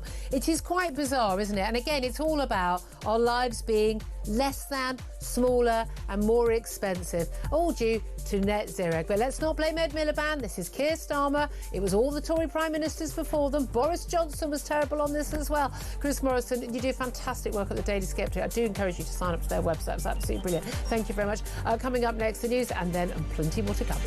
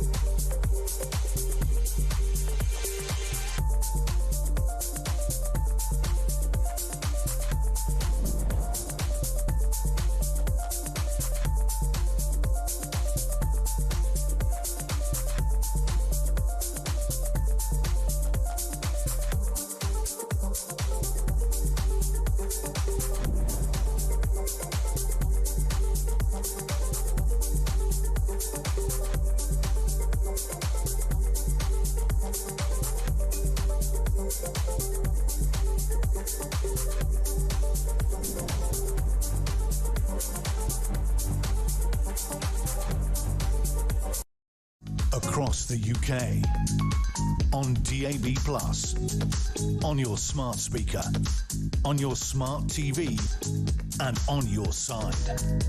This is Talk.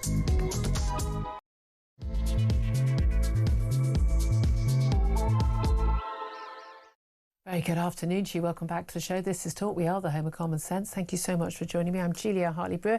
And whether you're listening on DAB Plus Radio, on your smart speaker, watching on YouTube, or you're connected to us, it is, as always, fabulous to have your company. Lots more to talk about on the show. And don't forget, if you miss anything, you can go to my YouTube page. You've got no excuse for not finding it. You go to YouTube. I don't know how to do it. I've got my dad doing the Google. Still makes me laugh. Every day still makes me laugh. The Julia Hartley-Brewer Show is what it's called. So you can find it. Then you can hit subscribe and you never have have to miss a thing. Coming up in this hour, Keir Starmer facing something of a backlash, what a surprise, from Labour MPs and anyone with a moral conscience and any sanity over his decision to recognise a Palestinian state after Hamas praised the move as one of the fruits of October the 7th. Plus, the government vowing to push for a major new crackdown on people smuggling gangs, investing, they say, £100 million in border security. Oh, come on, guys, just one more crackdown on people smuggling. Is this going to be the one that finally works? Oh, by the way, hasn't worked so far. Official figures lately have just shown that more than 25,000 people have arrived on small boats so far in 2025. Plus, we're going to talk about the prison officer who was sacked during his training after refusing to refer to basically a man identifying as if he were a trans woman as she or her. Army veteran David Tushak's aged 50, and he told a safeguarding workshop he would not be comfortable using a transgender inmate's preferred gender pronouns. He wanted to use the correct ones. Not unreasonable, you might think. We'll be talking about that.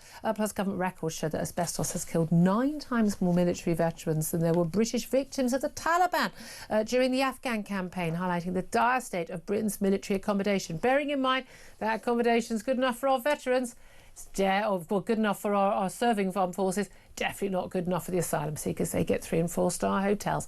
I'd love to hear your thoughts on any of that, all of that, and particularly about the government's latest major new crackdown on people smuggling gangs with £100 million of your and my hard-earned money in a boost for border security. What's it going to go on this time?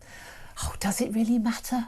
Does it really matter what it goes on? They could spend it on teddy bears. For all we know, it still won't make a difference if you've got the pull factor of once you get here, you're going to get given a hotel. 3-star, 4-star, 1-star, either way, it is a damn sight better than living in a camp in Calais, is it not? And you're going to be given maybe a mobile phone, you're going to get NHS treatment, you're going to get given freebies to the cinema, you're going to get given food. And oh yeah, by all means, steal a bike and then you can work as a delivery driver for, illegally on the black market for food to takeaway companies.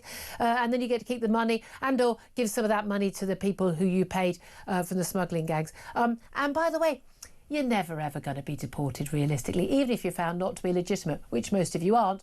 You're not ever going to actually leave the country. So, I mean, it doesn't really matter what they spend that £100 million on, does it? Because the pull factors are always going to be there. And if people want to come here, there's always going to be a smuggling gang member who's willing to smuggle them here. So tell us your thoughts. 0344 499 1000. You can text the word talk in your message to 87222. Get in touch with us at Talk TV. Calls are charged at the national rate. Text costs £1 standard network rate message. Lots of messages still coming in on that. Sam Armstrong, I'm delighted to say, still joins us. He's a commentator and all-round sane man. Sam, we talked a lot about this today, but it is still mind-blowing. And you were saying, like literally every Monday, we get these sort of embargoed announcements. So Sunday, I think, oh, here's the headline for Monday morning. And it is just, it's getting embarrassing now. I mean, Tories did it, stopping the boats, not. They went up and up, smashing the gangs. I mean, we all knew it was laughable. We thought at least the Tories, or at least some of them, might vaguely actually want to stop the boats. I don't think Keir Starmer or Yvette Cooper or anyone else they put out even vaguely... I don't think they even think it's a problem. I think they genuinely believe, from my conversations with them and things they've said and done previously, they're worried about losing their seats to Reform at the next election. So they're worried about doing it. But in terms of what they actually say to each other in their private WhatsApp groups and at their dinner parties, at the breakfast table with their families, is they really don't think there's a problem with all these people coming over here illegally. They actually don't think it's a problem. And they think the people, especially the women and children even, who are outside the Bell Hotel in Epping or the Britannia Hotel or the Thistle Hotel, the Barbican, that they are just ghastly, racist, xenophobic bigots who are stirring up trouble. Julia, I've never had much truck with the Labour Party, but I came of age during the Blair period, didn't really like them then. But I have always had in my heart this view that the Labour Party did serve a purpose. It was the voice of the working people of this country, that it was there to stand up for the working man that went out for work, often had a bad deal from their bosses in the factories and all the rest of it. They knew who their people were and they wanted to stand up for them. And I wouldn't have voted for Michael Foot or Neil Kinnock or any of these people, but they knew who they were there to represent and they were doing it. This lot look at British working class people that are expressing concerns about the falling living standards that they are going through. Working people, and they view them with not just disdain, but a degree of disgust. Yes. A degree of shame, contempt, embarrassment. The Labour Party, the supposed voice of working people in this country, is embarrassed about the working classes. And that is an almighty betrayal. They were there. They literally were founded to stand up for these people.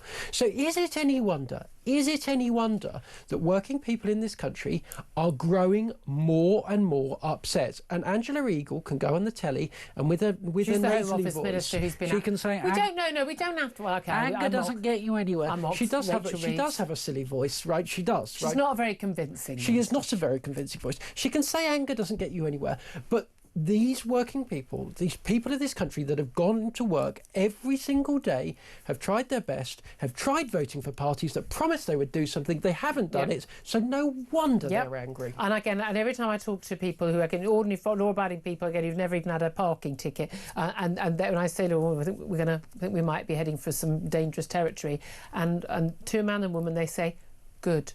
Because we need to have that wake-up call, and that is a terrible, terrible scenario to be in. Well, look, let's talk about this and lots of other topics as well with Baroness Kate Hoey. She's an independent peer, former Labour MP, and joins us right now. Good afternoon to you, Kate. Good afternoon, Julia. Thank you for joining us. Well, what did you make of, another Monday, another major new crackdown on people smuggling gangs? Well, it just seems like they feel that every now and again, if they announce something new, something vaguely relating to migrants, that will kind of stop people feeling angry and concerned. It's sort of look over here. Don't look at those asylum seekers on the boats or the people committing crimes. Look over here. And every single initiative that they've sort of announced has been pretty meaningless. And the other thing that really worries me is this idea that they're now going to speed up the dealing with some of these migrants and asylum seekers and they've taken on a lot more staff to do that. Now, that worries me because I don't know what training they're getting. I don't know what they're told. And, there is this genuine worry, I think, that there might just be, it's much easier if you just tick a box and say, OK, you can come in. Yes. And, of course, once that happens, then not only is it costing us what it's already cost us, but it's going to cost us huge amounts more because they're then be entitled to everything else. Well, exactly. And this is the thing. There is actually a record, and we're often told, well, a huge percentage of these people, we say, they're economic migrants, they're illegal, they don't have a right to be here. And then the left will point to this, like, no, actually, when you actually look at the appeals, huge number of these people get to stay. But actually, what a lot of this is either under very, very spurious human rights grounds, like, or my Albanian son doesn't want to eat Albanian chicken nuggets, or a paedophile getting to stay because of he has his children. I mean, as if they benefit from having him around, and all those awful cases. But there's also people who are not granted asylum, but they are granted basically indefinite leave to remain. They're basically told they can stay, but they're not granted asylum because there's no chance of getting rid of them. And then the idea is, I think the government's view will be, well, they're no longer on the asylum backlog. They're no longer making appeals and costing money. They're no longer people we have to deport or whatever. People will go, oh, that problem's being solved. What they do is they disappear into society, and we go, well, we're not paying for them in a hotel anymore, but we're still paying for their accommodation because, bizarrely, these people are not all high earners and they're going to be needing accommodation. And what a surprise, they're foreign and they go to the top of the housing list. They will, exactly. That's what I was going to say. They will all be put on the housing list, and we know just how long housing waiting lists are, and people waiting with their families for years to get somewhere decent. So all of this is adding up to, I think, what we're seeing now, quite spontaneous protests. But you say spontaneous. I mean, I don't think they're being mostly. I mean, there's some. They're not being organised by. They're genuinely local people concerned about, allegations. A lot of this stuff is live criminal charges, but again and again we've got girls being raped, alleged to be the asylum seekers. We've got a 12-year-old girl being raped and alleged charges against 2 asylum seekers in a local place, and a girl, a 10-year-old, being abducted. And again, arrest as the person who's alleged to commit this crime, an asylum seeker. These aren't one-offs. These are just the ones we know about. There will be others, and of course they have to go through the full course of the justice system. But people are understandably concerned. But do you think there is kind of a change in the feel, and that people now feel emboldened and they feel they've got no choice but to stand up? Yeah, I think all the attempts by government and by other bits of the media to kind of say that anyone who was out protesting was some kind of racist and far right. You just have to look at those mums that were out over the weekend in Canary Wharf, and the fact that they were all cheerfully and singing, and they were just there to show that they were concerned. Now, clearly, we can't have people coming along to those protests just to cause trouble. But the police could deal with that. They could arrest them. They never seem to want to stop people up from either side, either pro or anti, who do kick up and actually do something. They don't seem to do that. And the other thing that really upsets me about this government is that they just won't be honest. They won't even say, oh, yes, we know that the majority of these migrants coming in are not asylum seekers. Yeah. They won't admit to it, and they're terrified of kind of being in any way upsetting their hard left, who think that there should be open borders, basically. I think that's probably what a lot of the Labour MPs actually would like to see. Yeah. Everyone. And that's the thing. Nigel Farage, the Reform leader, he's had a press conference today, and he's talked about the rising public anger about this issue. He was, of course, when he first was, out there in the Channel on a boat pointing to all these boats, the shocking imagery. I mean, we've been shocked previously by people sort of being taken out of lorries and a huge number of asylum seekers in the backs of lorries. But I think these young men on these boats, I think, really horrified people. And again, everyone just shouted, well, from the government, left and right, far right, just keep shouting far right at him. But the reality is the public were going, I don't think this is a good idea. And no, when the Treasury Minister Darren Jones says they're mostly women and children, we've got eyes. We can see that they're mostly fighting age young men. I think all of that is now being people are literally just ignoring what the government are saying on this issue. Yeah. And they really need to get a grip, because no one wants to see protests that land up in with violence. But people are so angry and so frustrated all over the country. It's not just in London. No, exactly. So it's absolutely around the country. You were a Labour MP. You knew a lot of these people who are now in government. You were always a little bit of an independent soul anyway on quite a lot of issues. But you served in government. What do they really think behind the scenes? Because the conversations I've had with Labour people on and off air, I think a lot of the Tories, they kind of, not all of them, but a lot of them wanted to do something about it, but just didn't really have the guts to do what was necessary in terms of actually being hard-nailed about it. And they're too worried about the headline in The Guardian or the BBC to actually do the job that the British people want. But what do the Labour people actually really think about this? Well, I do think that there's a lot of very, very new MPs who have been handpicked and chosen to be loyal. And they are not going to speak out. But, some of them in those areas, particularly where there are hotels, where there are being protests, I mean, they must begin to feel, look, there is something wrong about this. We've got to speak out now. But what about Keir Starmer and Angela Rayner? Do they look at this and think, yeah, it's just far right bigots, there's nothing wrong? Or do they actually recognise it's probably not a good idea to have tens of thousands of illegal migrants living freely in our communities?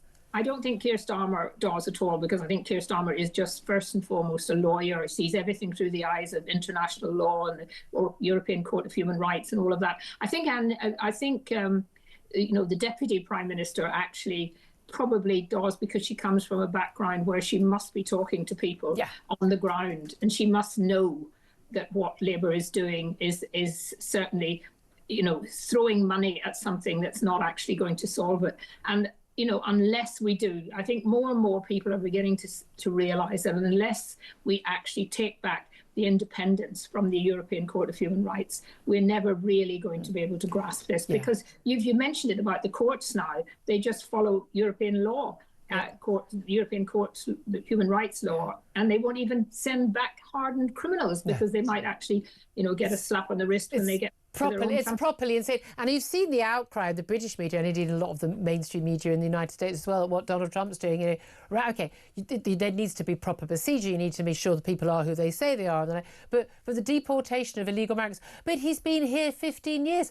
I don't care. if you're in a country illegally, you get deported. Why are people outraged by this? I think what worries me too, Julia, is that there are a lot of very hard-working migrants who came here legally many years ago, have settled in, have been involved themselves in the local community, have got small businesses, and they are going to end up suffering if we don't sort this out. Absolutely, that is very, very wrong. Absolutely, I'll tell you how we're going to sort this out. And it's a little ugly head appeared again this morning, as it always does, because we know that for Labour, as a general rule, the solution to most problems is digital ID cards. And Radio 4 were talking about that this morning. They love it. This idea that, but if everybody has a digital ID card, then we'll know who's allowed to legally be here and to legally work and not legally work. I mean, they're having an absolute laugh, aren't they? If they genuinely think that the people who are working as Uber riders or delivery riders or working in a car wash or a nail bar, that they are going out of their way to make sure that those people have got the correct ID, can work here. I've employed people before. You can easily check whether someone can work here or not. They'll have paperwork that shows you it. Oh, yeah. I mean, they don't. Most of the people who are employing people who are illegally working don't really care. And I can't see that ID cards would actually make a difference because, who's going to police the fact that they even check the ID cards? And anyway, most of those people, we don't even know which country they came from. Never name actually get them an ID card. I just think ID cards is another way of the state gradually getting a grip over everything that we do. And we're seeing that with online things being taken offline now with the new legislation. So I opposed ID cards originally, and I can't see that there's any way that would solve the real issue and the problems that we've got. No, indeed. I mean, again, you know that, I know that. It won't stop them doing it, though. Can I ask you about another issue we were discussing a little bit earlier, involving the plan to bring 300 very sick children from Gaza to the treatment on the NHS here. We've already had some children who've been brought over privately funded and long time to get visas to be treated here in the UK. Now the government is planning to bring over 300 children to be treated on the NHS. They're obviously allowed to bring a family member or two, probably a sibling or two, as well as their parents.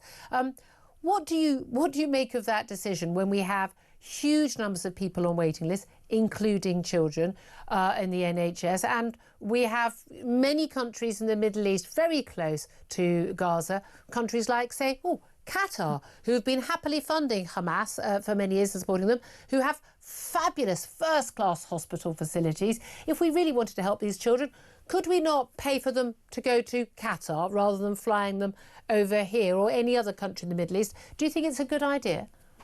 I think it's probably got the right intentions, although I think some of the intentions are in terms of government to make their own backbenchers feel that they're doing something even more about Palestine. I think you're absolutely right. They will bring their families, and then there will be very great difficulty in ever getting them to leave.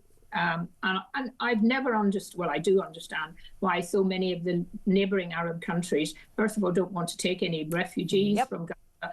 And certainly now it sounds like they're not particularly interested in taking young children in particular who need really, good medical care. So our government, instead of just sort of saying a kind of plucking a figure out, saying 300, they should be actually working on those other governments to say, why are you not taking some of these really, really badly injured children? Well, also, here's the thing. If Hamas didn't place their rocket launchers and their tunnels entrances under hospitals and base themselves on hospitals, then maybe the hospital care would be better in Gaza right now, and those children wouldn't need to be flown anywhere. But we know perfectly well those children, they'll come here.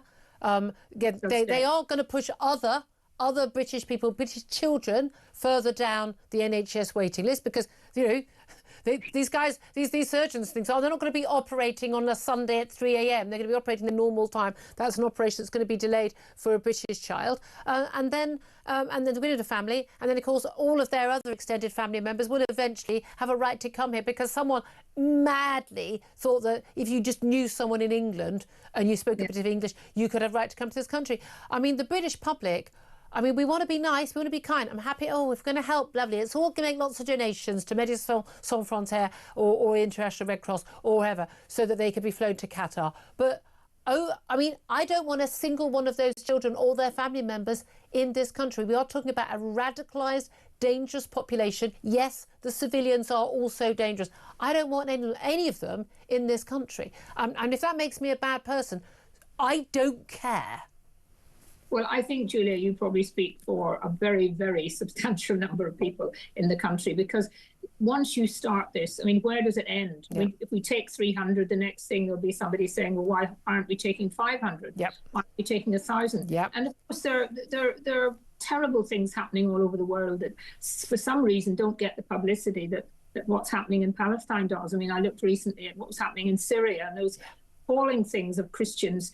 Even in Nigeria, a Commonwealth country, where Christians in a church just recently were literally all killed just overnight, just like that. Yep. And nobody talks about that. And for some reason, we've got this obsession at the moment about Palestine. And it is awful what's happening. And there are folks on all sides. But ultimately, Hamas is to blame. And until Hamas is destroyed, I don't see how Keir Starmer can possibly say that he would recognise a Palestinian state, because it's quite absurd, isn't it? It's quite. Well, look, I mean, I also want to mention one final topic back here at home, and that is two-tiered justice.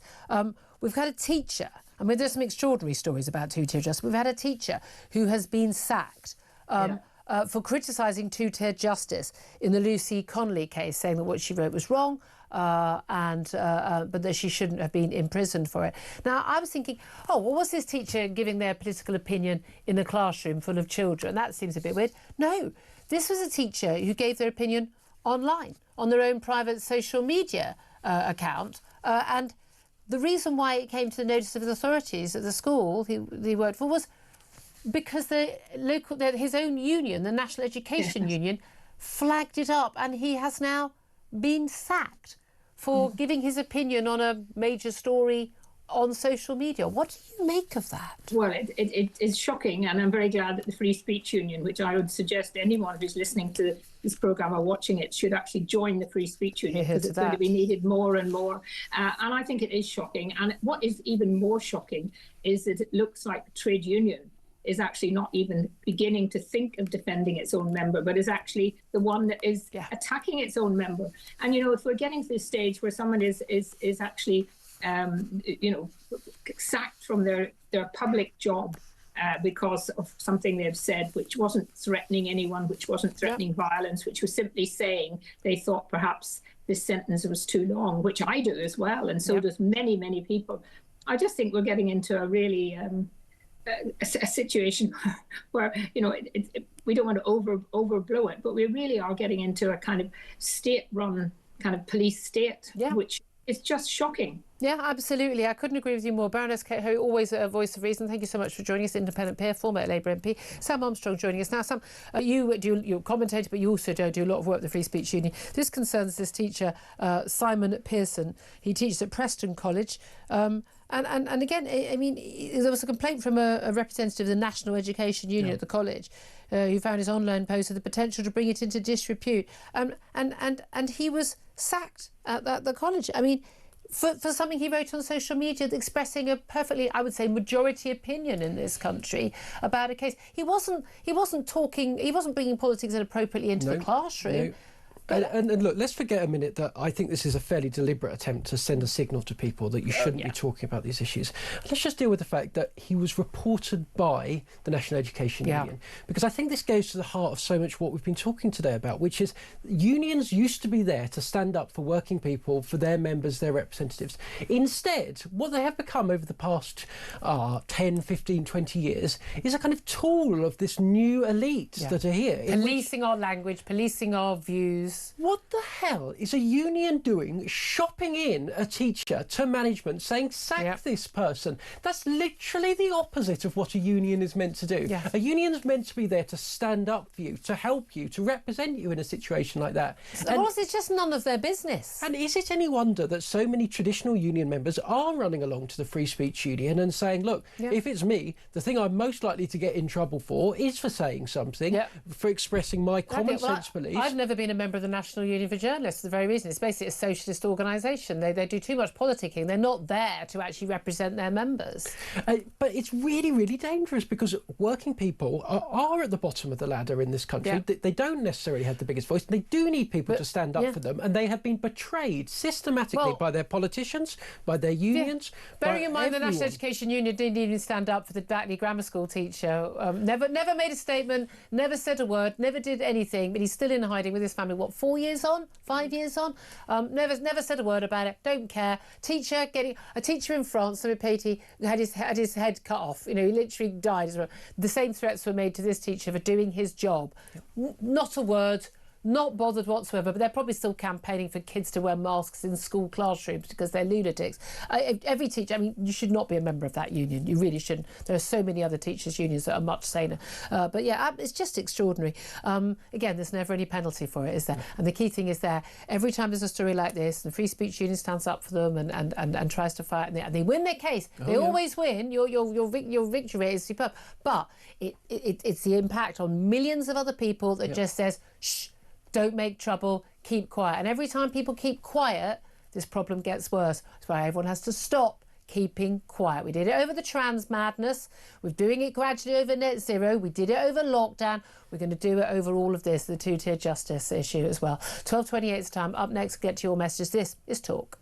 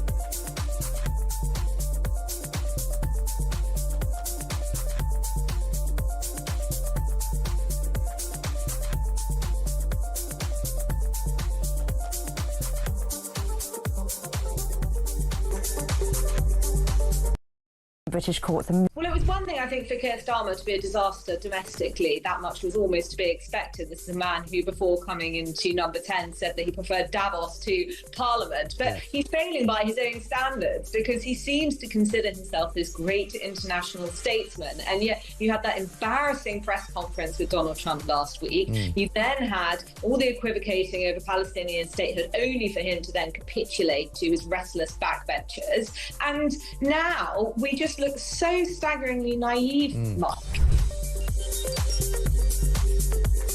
Across the UK, on DAB+, on your smart speaker, on your smart TV, and on your side. This is Talk. This is Talk. 12:32 is the time. Let's get some calls in. 0344 499 1000 on all the big topics we've been talking about. Natasha is in Brighton. Very, very good afternoon to you. What do you want to say, Natasha? Hello, Natasha, are you there? Yes. Hello. What do you want to... I knew you wanted to talk about Hamas, didn't you? What do you want to say? Well, I just want to say I've managed to compose myself now since seeing those videos. And I just want to say, what the hell has happened to the world and the West? it seems to have gone utterly insane and lost its moral compass. We used to know what was right and wrong, but seeing the videos of those young Israelis is so disgusting, it almost breaks your soul. I can't describe the depth of my loathing for this government and socialism in general, because it's destroying the country. And Starmer is wicked, allowing the hostages to rot like that while appeasing Hamas to placate his own, Muslim vote. I mean, it's just morally reprehensible. I don't know how you report it every day and cope with it, Julia. I genuinely, I was just so horrified last week when he announced it. I'm just so unbelievably horrified. Nothing surprises me anymore, to be honest with you. Nothing. I know. I mean, I've got nothing left to say, Julia. No, It's just so I'm with you all the way. I completely feel you. I can feel it, Natasha. Thank you for that. Let's go to Grace, who is in London. Grace, you want to talk about actually something we were talking about an hour ago, about Bonnie Blue and that Channel 4 documentary. Yeah, although the last caller asked how it is that we've come to lack morality here in the West and not know what's right and wrong.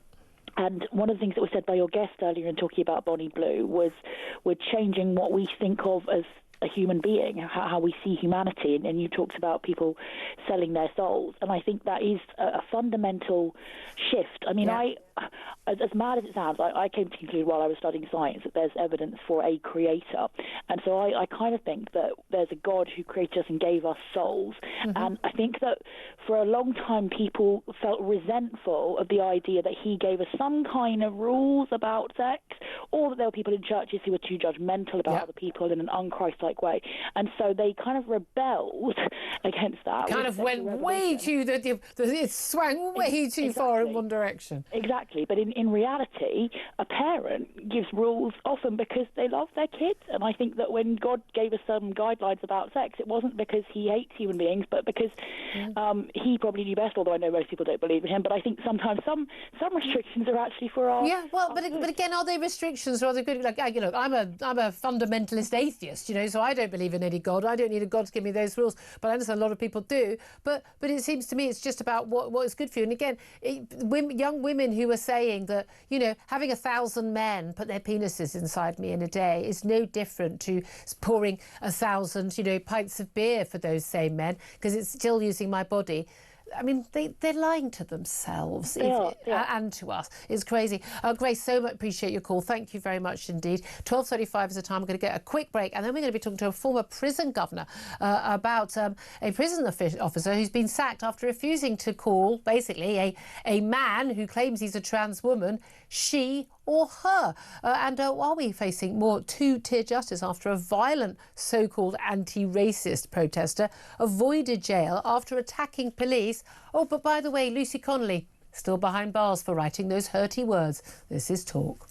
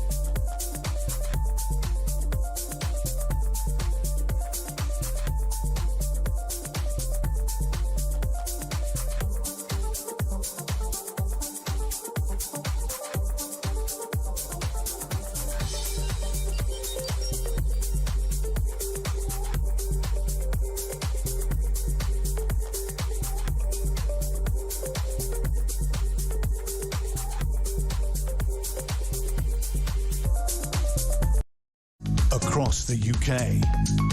On DAB+, on your smart speaker, on your smart TV, and on your side.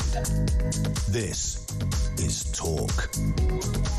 This is Talk. 12:38 is the time. I'm Julia Hartley-Brewer. Sam Armstrong's still with me. Can't wait to hear what you have to say about what my next guest has to say. She is Rona Hotchkiss. She's a former prison governor at various different prisons, some involving male prisoners, or some women, and indeed some men and women. Rona, thank you so much for joining us. Hello, Julia. Thank you so much for joining us. Lots I want to talk to you about, but in particular about a prison officer. This is Army veteran David Toshak, who was dismissed by GEO Army. They're one of the UK's largest security firms. During a training course, he was about to become a prison officer, having spent years in the Army's medical reserves, and he was basically about to finish the training to become a prison officer, a custody official at the Kirkcaldy Sheriff Court in Fife. When during a training course, he was asked, he didn't just spout his views willy-nilly at people. He was asked about calling a male-born transgender inmate, i.e. a male inmate who was claiming to be a trans woman, using that male inmate's preferred pronouns, she and her. And he said, well, no, he wouldn't do that because he believes in, biological reality. But he would say they or them wherever possible, and he didn't want to cause offence. This was brought up a few times. He was called in to the boss's office and basically told, no, you're off the course, you're not going to have the job, end of, because of your transphobia.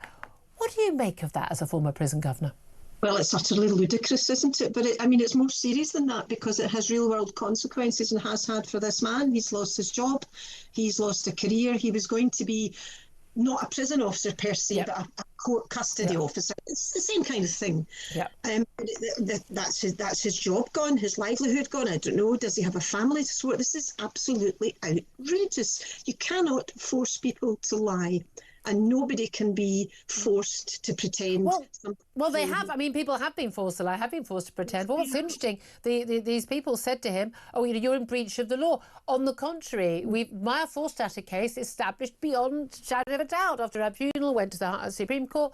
Very, very, very clear that it is it's absurd that it's a belief, but the belief, i.e. the knowledge that there is a biological reality in sex, is protected in law. And it wasn't like he wasn't going up to trans people and berating them. He was saying, in this scenario, I would not be willing to say she or her, but I would say they or them. I'm willing to compromise. But, and that is a protected belief. But also, we've just had the Supreme Court decision, only in April, which said that single-sex spaces had to recognise that single sex was based on biological sex and nothing else. So why would a woman who thinks she's a man be in a man's prison, and why would a man who thinks he's a woman be in a woman's prison? So why would this even come up? By definition, if you're in the male prison estate, you're a man. Well, it quite simply shouldn't be happening still, and that the Scottish Government, because that's who drives this, has not enforced this ruling. It's absolutely outrageous. Now, a custody officer might still come up against someone who calls themselves female when they're male, because it would be possible to do that.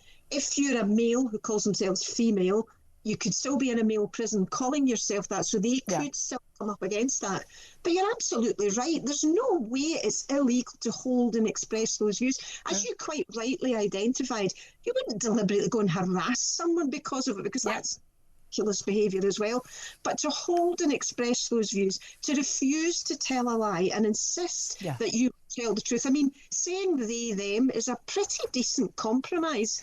I wouldn't be willing to do that. And I was someone who did use people's preferred pronouns as a matter of courtesy for years, and then realised that you end up having to say her penis was inserted or something during a trial where a woman has been raped and is having to refer to she and her as her male rapist. But the reality is, you'll also know, look, there'll be some people who are, okay, they're not law-abiding, they're behind bars in these scenarios, but actually the rate of which male prisoners who claim to be trans women, i.e., male trans-identifying men, their rate of sexual offending is off the scale. The huge percentage of those men who've been convicted of violent sex acts against women are claiming to be trans. There's some big red neon warning signs there. Of course there are. I mean, a lot of these people are just manipulative. They're trying to gain system. They're trying to get one over on prison officers. I mean, we people who try to call themselves all kinds of ridiculous names and present officers with ridiculous scenarios just to be able to laugh at them because they've made a fool of them. One tried to change his name by deed poll to God Almighty. That's quite good. Do you know what I mean? It's that kind of scenario, and a lot of these people are on the same scale as that. Even for people who believe they are genuinely the other sex, they absolutely are not, and nobody can or should be forced to do that. But I squarely place the blame on Scottish Government for this, Julia. I mean, the Scottish Government are even more insane than the Westminster Government on this issue. Well, here's the thing. He'll be getting a message from me after the show, I can tell you that. Vanessa Frake, who is a fantastic former prison governor, who we've had on the show many, many times, she has said, and she has just been taken on by Reform as their new justice advisor, that trans women, i.e., trans-identifying men, let's call them what they are, men, should not be automatically barred from women's prisons, and the decisions on housing inmates should be assessed on an individual basis. And this is something that Nigel Farage has been asked about, and he has backed up. He said, I personally never worked in prison, so I can't answer, but I think you'll find the answer is that you'll get from somebody who's worked in prisons. The highest level is, I think, basically it's about risk assessment. So he's talking about individual decisions being made about whether or not a male prisoner can be put inside a women's prison with other female inmates. That, I'm sorry, Nigel Farage, if you're watching or listening, no, no, no. What do you say, Rona? Completely disagree. I mean, individual risk assessment, it's a nonsense. It is about risk, but it's about the risk that all males pose to women, whether or not they have a background of sexual or physical violence against women. It's about the vulnerability of women. The fact that there are services and situations where women do not want big-penised people. Big-penised people. I'm going to get a T-shirt with that on. But that's true. It's that simple, and especially not to... I mean, in that scenario, a man who genuinely believes he is a woman, I mean, maybe he should just try not to commit a crime. That might help him. He might need to be housed, you know, in solitary for his own protection. If he has the appearance that he might be a woman, that may be the case. But it doesn't give him the right to go into a woman's prison. Absolutely not. And I don't believe they do need to be kept in solitary confinement, Julia. The prison service is excellent at dealing with all kind of heinous offenders and people who are vulnerable for other reasons. For years and years, they protected gay men when they came out as gay. They've protected bad politicians and bad police officers and bad this, that and the next thing.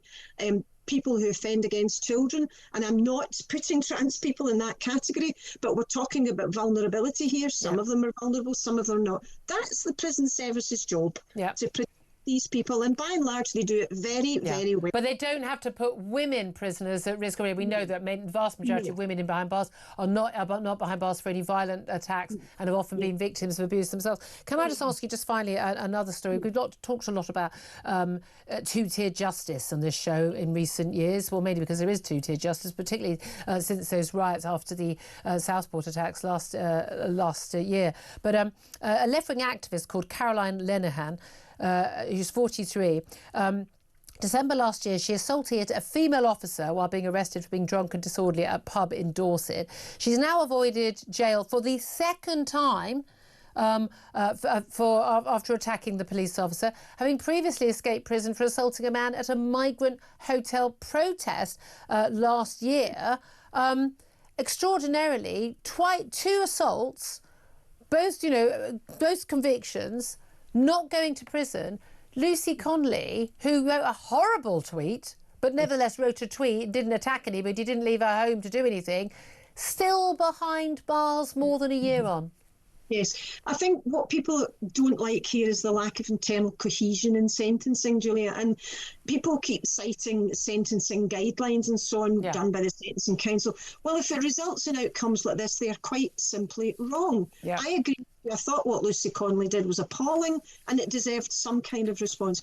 On the other hand, I believe that any assault against police officers should carry a mandatory sentence. There should be no community what's going on here. It's disgraceful. We don't protect our emergency services enough, and I include prison staff within that. Absolutely. Rona, it's been a pleasure to talk to you. Do come on again. Rona Hotchkiss, former prison governor of various different prisons. A quick reaction to that from Sam Armstrong, who's still with us in the studio. Can I just check that nobody has sprinkled some kind of psychoactive substance over Nigel Farage's Weetabix this morning? Seriously. I mean, Nigel, really? A bloke with a, dangling participle? Able to waltz into a women's prison on the basis of some risk assessment conducted by some mad civil servant probation officer? Are you joking? Nigel, what on earth is going on? Either you've gone soft or you've gone mad. I mean, goodness me, is there something in the water? I'm going to message him as soon as we're off air. Just you wait. That's a deal breaker for me. These things are deal breakers for me. It will cost Nigel votes if he starts going soft on these things. Should. We need some sanity, for goodness sake. 12:48 is the time. We're going to take a quick break. Then we're going to be talking about asbestos killing more troops than the Taliban during our entire time in Afghanistan. But by the way, that accommodation would not be fit for asylum seekers. They get a 4-star hotel. This is Talk.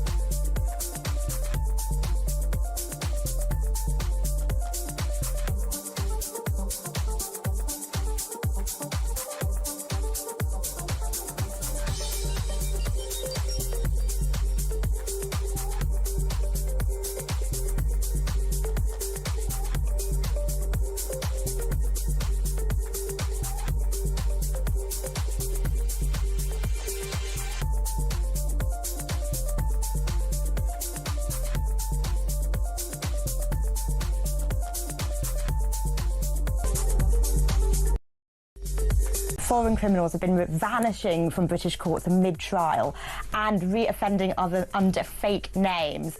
The former prosecutor talks about turning up for court. You'd start the case, and as often happened, it gets adjourned for lunch.